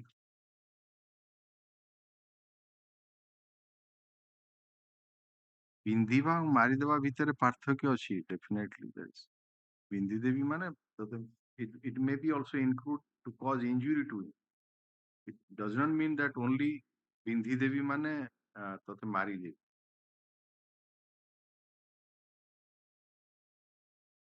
and I think the other witness PW3 who was present at that place and stated to have seen the occurrence he has not stated anything that the appellant whispered that no he has not before,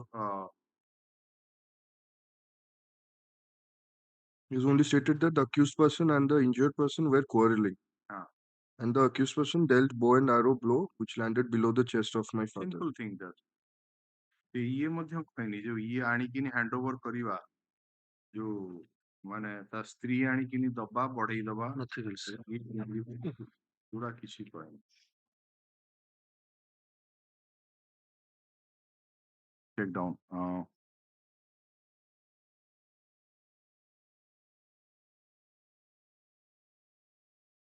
JCRLA number 26 of 2011 the appellant Bagina Munda faced trial in the court of Land Ad hoc Additional Session Judge Fast Track Court Champua in ST case number 70/212 of 2010 for offense punishable under section 307 of the Indian Penal Code on the accusation that on 24/8/2010 at about 7:30 p.m. at Bamandihi in his house, he inflicted blow by means of arrow to Damodar Munda bracket PW1 with such intention or knowledge and under such circumstance that by that act you if he had caused death of PW1, he would have been guilty of murder. The London Trial Court by judgment and order dated 18/12/2010 found the appellant guilty under the offense charged and sentenced him to undergo rigorous imprisonment for 5 years and to pay a fine of rupees 2,000 and default of payment of fine, to undergo simple imprisonment for 3 months. Stop. The prosecution case as per the first information report lodged by PW3 Civil Gagara Rai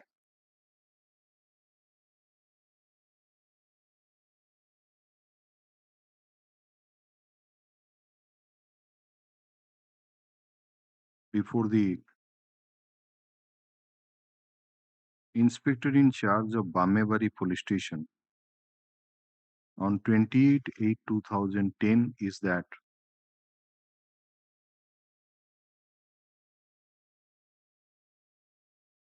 on 24/8/2010 at about 7:30 p.m. on account of family dispute, there was quarrel between the appellant and his brother Damodar Munda PW1, the father-in-law of PW3, and during such quarrel, the appellant, out of anger, shot an arrow which hit on the abdomen of PW1 and he sustained bleeding injuries.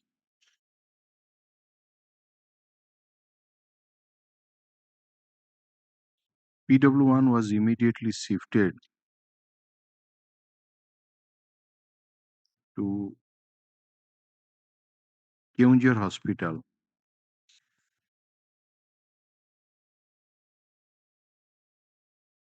for his treatment.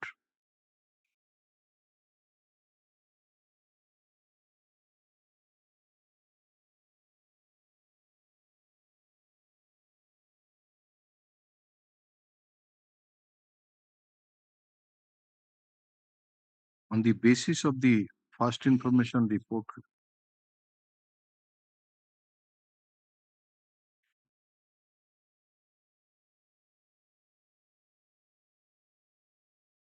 Bamabari PS case number 110 dated 28/8/2010 was registered under section 307 of the Indian Penal Code against the appellant.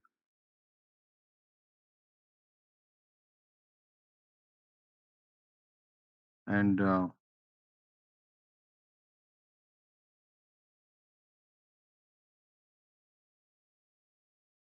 PW6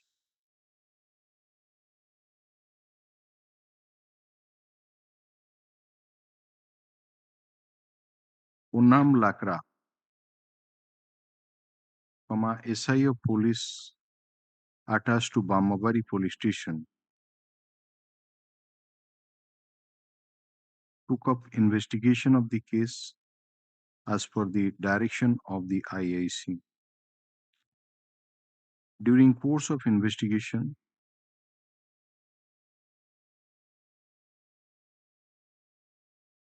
he issued requisition in favor of the injured PW1 to the medical officer of District Headquarters Hospital Keonjhar, recorded the statements of the witnesses, seized the arrow and bow on being produced by the appellant who was apprehended,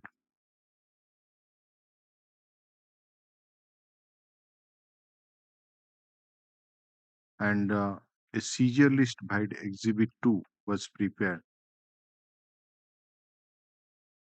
The appellant was apprehended, arrested on 28/8/2010 and was forwarded to the court on 29/8/2010. The seized arrow was sent to the medical officer for opinion, and the medical report, so also the query report, were received by PW6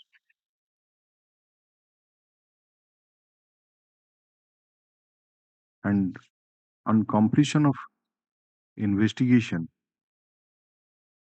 PW6 submitted charge sheet against the appellant under section 307 of the Indian Penal Code.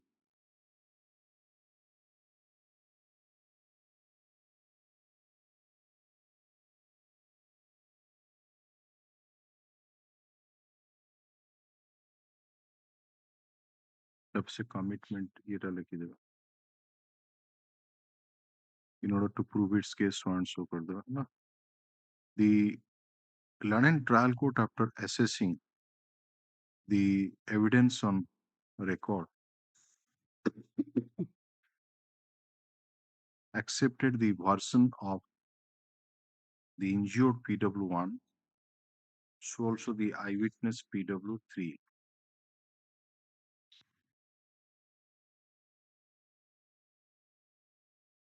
And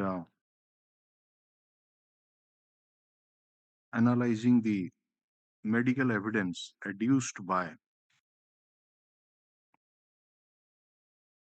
PW5,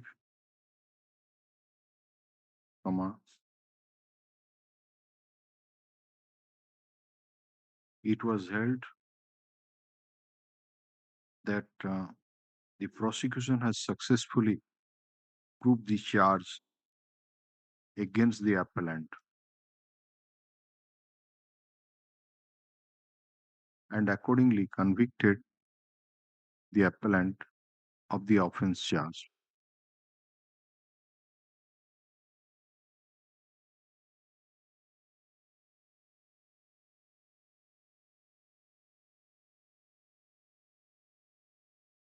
Mr. Chittaranjan Sahu, London counsel appearing for the appellant, argued that the appellant and the injured (PW1) were brothers and there was no motive behind the commission of the crime, and the occurrence stated to have happened all on a sudden when a quarrel ensued while the parties were consuming liquor on account of the Raksha Bandhan festival.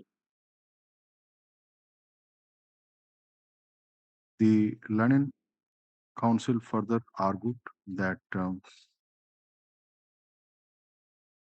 there is no medical evidence to justify a conviction under Section 307 of the Indian Penal Code. And the appellant has remained in judicial custody for about 3 years.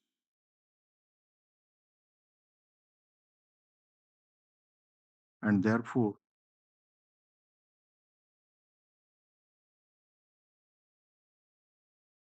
even if this court accepts the evidence of PW1 and PW3 coupled with the medical evidence, it may at best be a case under Section 326 of the Indian Penal Code. Since the injury was grievous as per the opinion of the doctor, and the sentence be reduced to period already undergone. Mr. S.K.MISHRA and counsel appearing for the state, on the other hand, supported the impugned judgment and argued that the injured (PW1) has specifically stated about the genesis of the occurrence, and he argued that not only the appellant threatened to inflict arrow blow on PW1, saying Tote Bindhi Devi, but when the wife of the appellant brought the bow and arrow and handed over the same to the appellant inflicted the shot the arrow at the at PW1, which pierced on the left side chest, for which PW1 has to undergo treatment for about 15 days. The Land Council further argued that the evidence of the eyewitness PW3 also corroborates the evidence of PW1, and the doctor bracketed PW5 has specifically stated to have noticed one injury on the left chest of PW1, which has been opined to be grievous in nature. And he has further stated that the injury on the vital part, like spleen,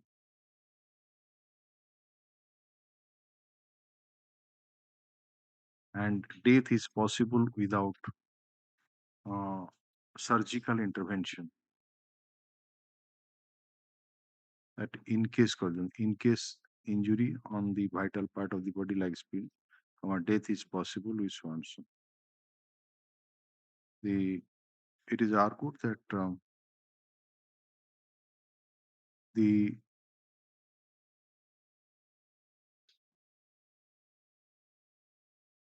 query has been made by the investigating officer after the seizure of the weapon of offense, and the doctor bracketed PW5 examining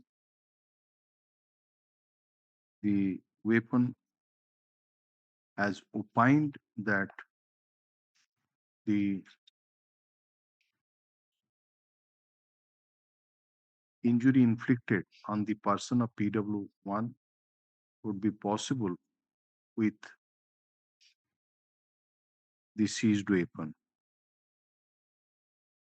And therefore, the London Trial Court has rightly found the appellant guilty under Section 307 of the Indian Penal Code, and therefore the appeal should be dismissed. Coming to the evidence of the eyewitness,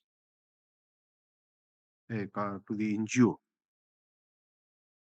who is the star witness on behalf of the prosecution in this case, that is PW1, he has stated that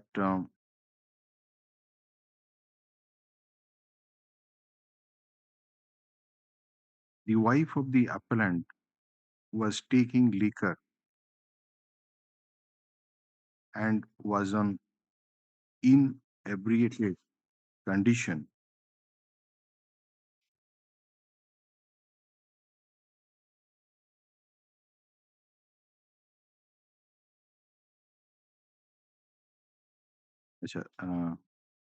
that the occurrence took place in the evening hours. That the occurrence took place in the evening hours on Rakhi Purnima day, and the wife of the appellant, and started hurling obscene language, for which his son obstructed her. But the wife of the appellant got enraged, and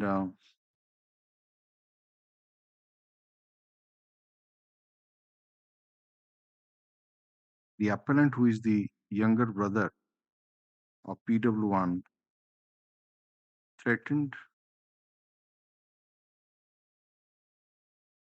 PW1 to inflict arrow blow on him.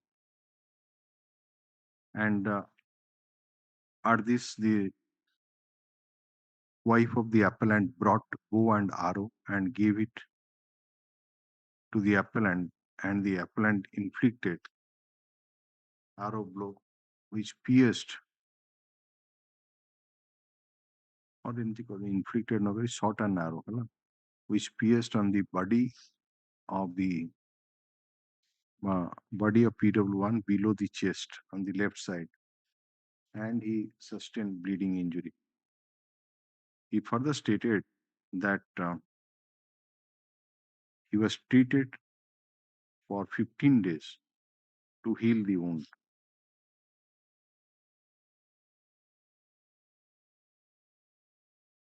In the cross-examination, he has stated that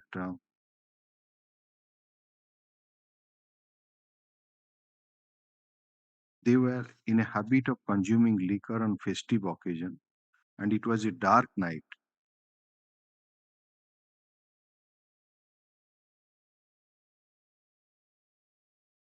And he was not present when the altercation between the wife of the appellant and his son, his own son took place.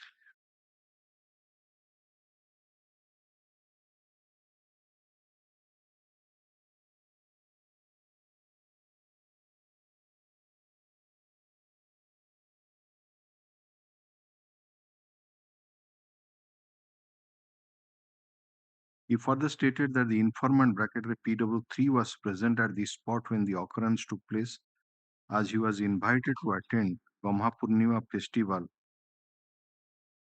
in their house.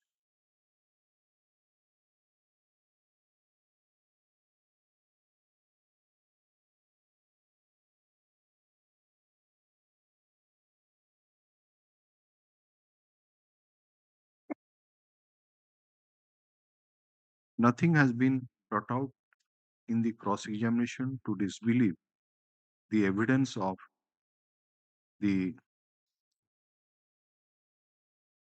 injured witness. The evidence of PW3, the informant, who is the son-in-law of PW1, corroborates the evidence of PW1. As he has stated that on the date of occurrence, he was present in the house of PW1, and the appellant and the PW1 quarreled with each other, and the appellant dealt bow and arrow blow, which landed below the chest of the PW1, for which he sustained piercing bleeding injury, and then the arrow was removed.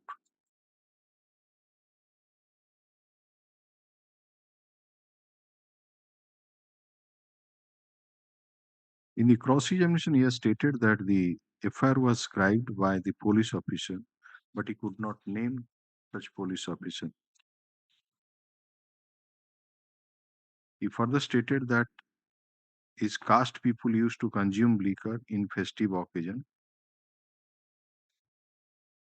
and it was a moonlit night and it was a Purnima day.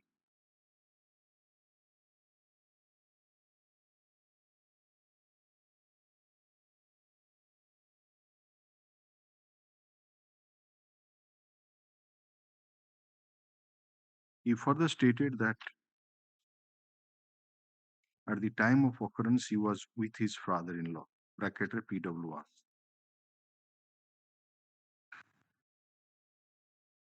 The Land Defense Council has not brought out anything in the cross-examination to discard the evidence of PW3. Therefore, the evidence of PW1 corroborates the PW3 corroborates the evidence of PW1, except that PW3 has not stated, like PW1, that the wife of the appellant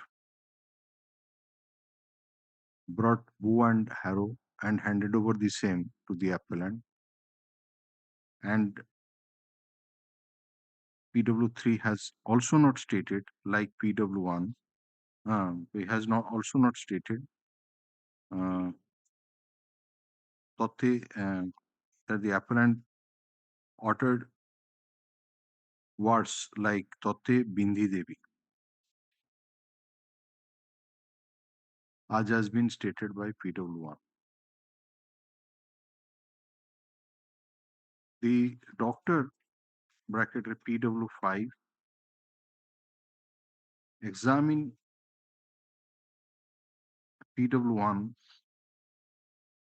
on 25/8/2010, and he has noticed one lacerated injury measuring 1 inch into half inch into 3/4 inch over left chest, lower part axillary.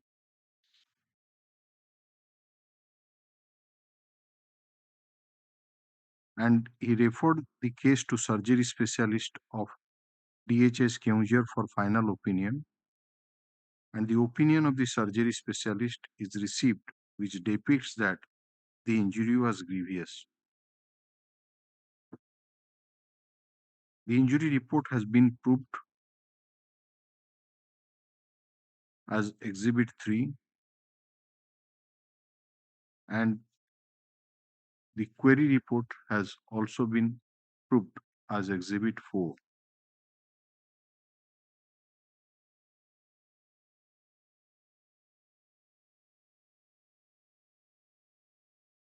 The doctor has no doubt stated that the injury sustained by the appellant, the injury sustained by PW1 was on the vital part of the body, and it is a grievous injury.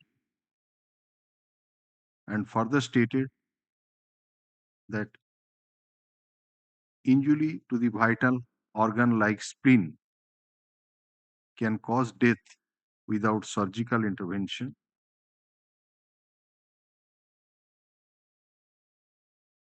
However,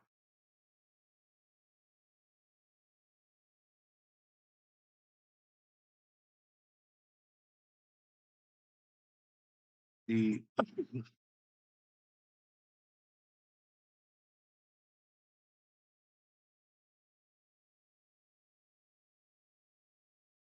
there is no evidence adduced that the doctor has not stated that the injury is dangerous to life.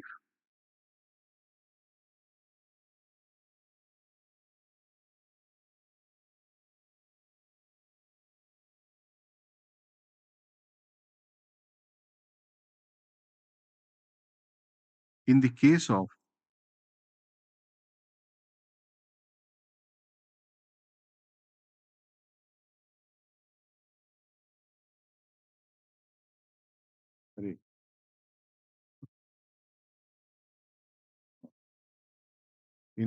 of State of Maharashtra versus Balaram Bama Patil, reported in AIR 1983 Supreme Court 305, it is held as follows.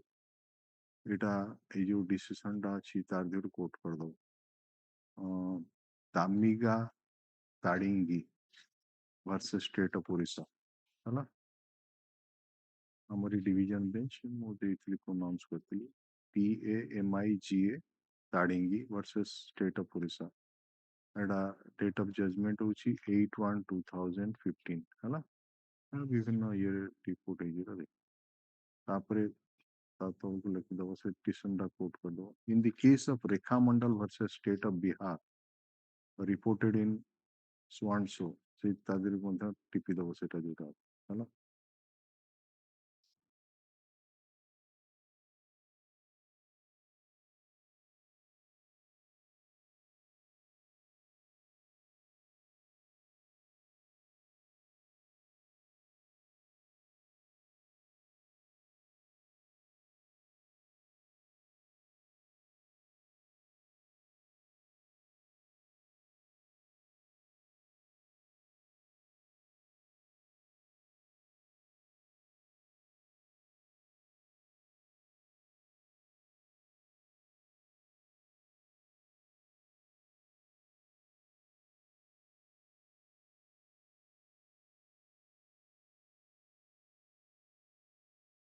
In the case in hand,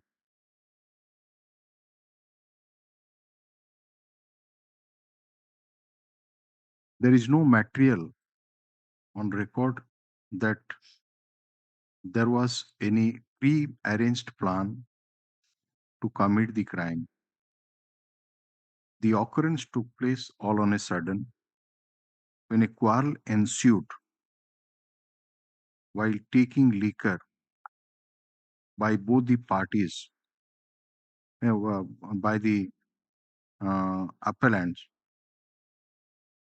on account of Rakhi Purnima festival.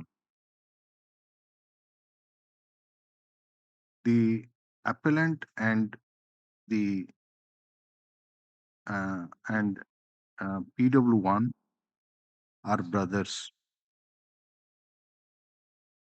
and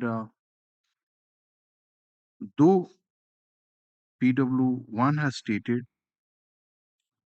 that the appellant uttered these words, Totte Bindhi Devi, and the wife of the appellant brought the bow and arrow and handed over the same to the appellant. But PW3's evidence is totally silent in that respect. The PW1 has stated that it was a dark night, and therefore it cannot be said that the appellant aiming at the chest portion where the injury was caused shot the arrow.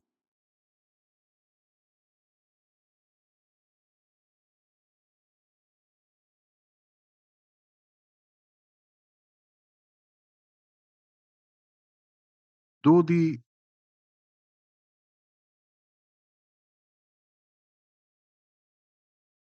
injury has been opined to be grievous in nature by PW5, but the statement of PW1 that he was hospitalized for more than 15 days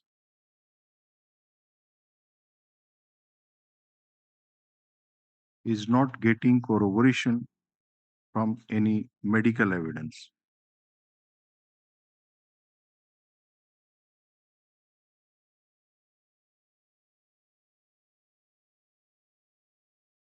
The bedhead ticket has not been produced,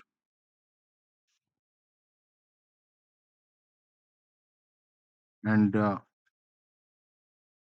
in view of the factual scenario, the relationship between the parties, the surrounding circumstance under which the offense alleged to have been committed, the offense is stated to have been committed,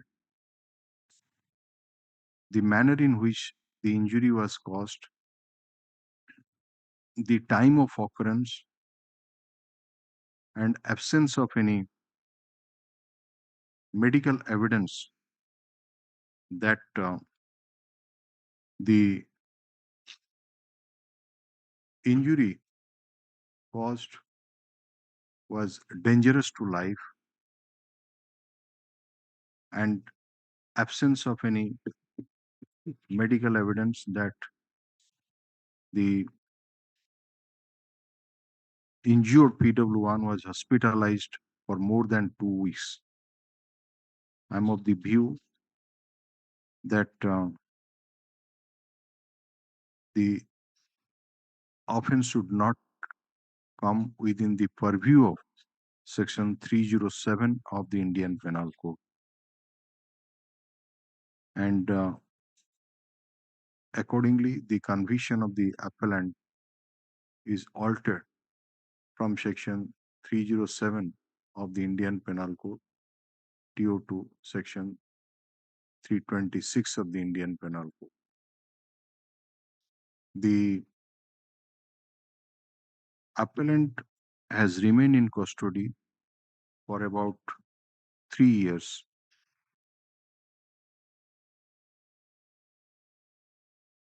And since in the meantime, more than 13 years have already passed, I think it proper to reduce the sentence to period already undergone. Accordingly, the jail criminal appeal is allowed in part.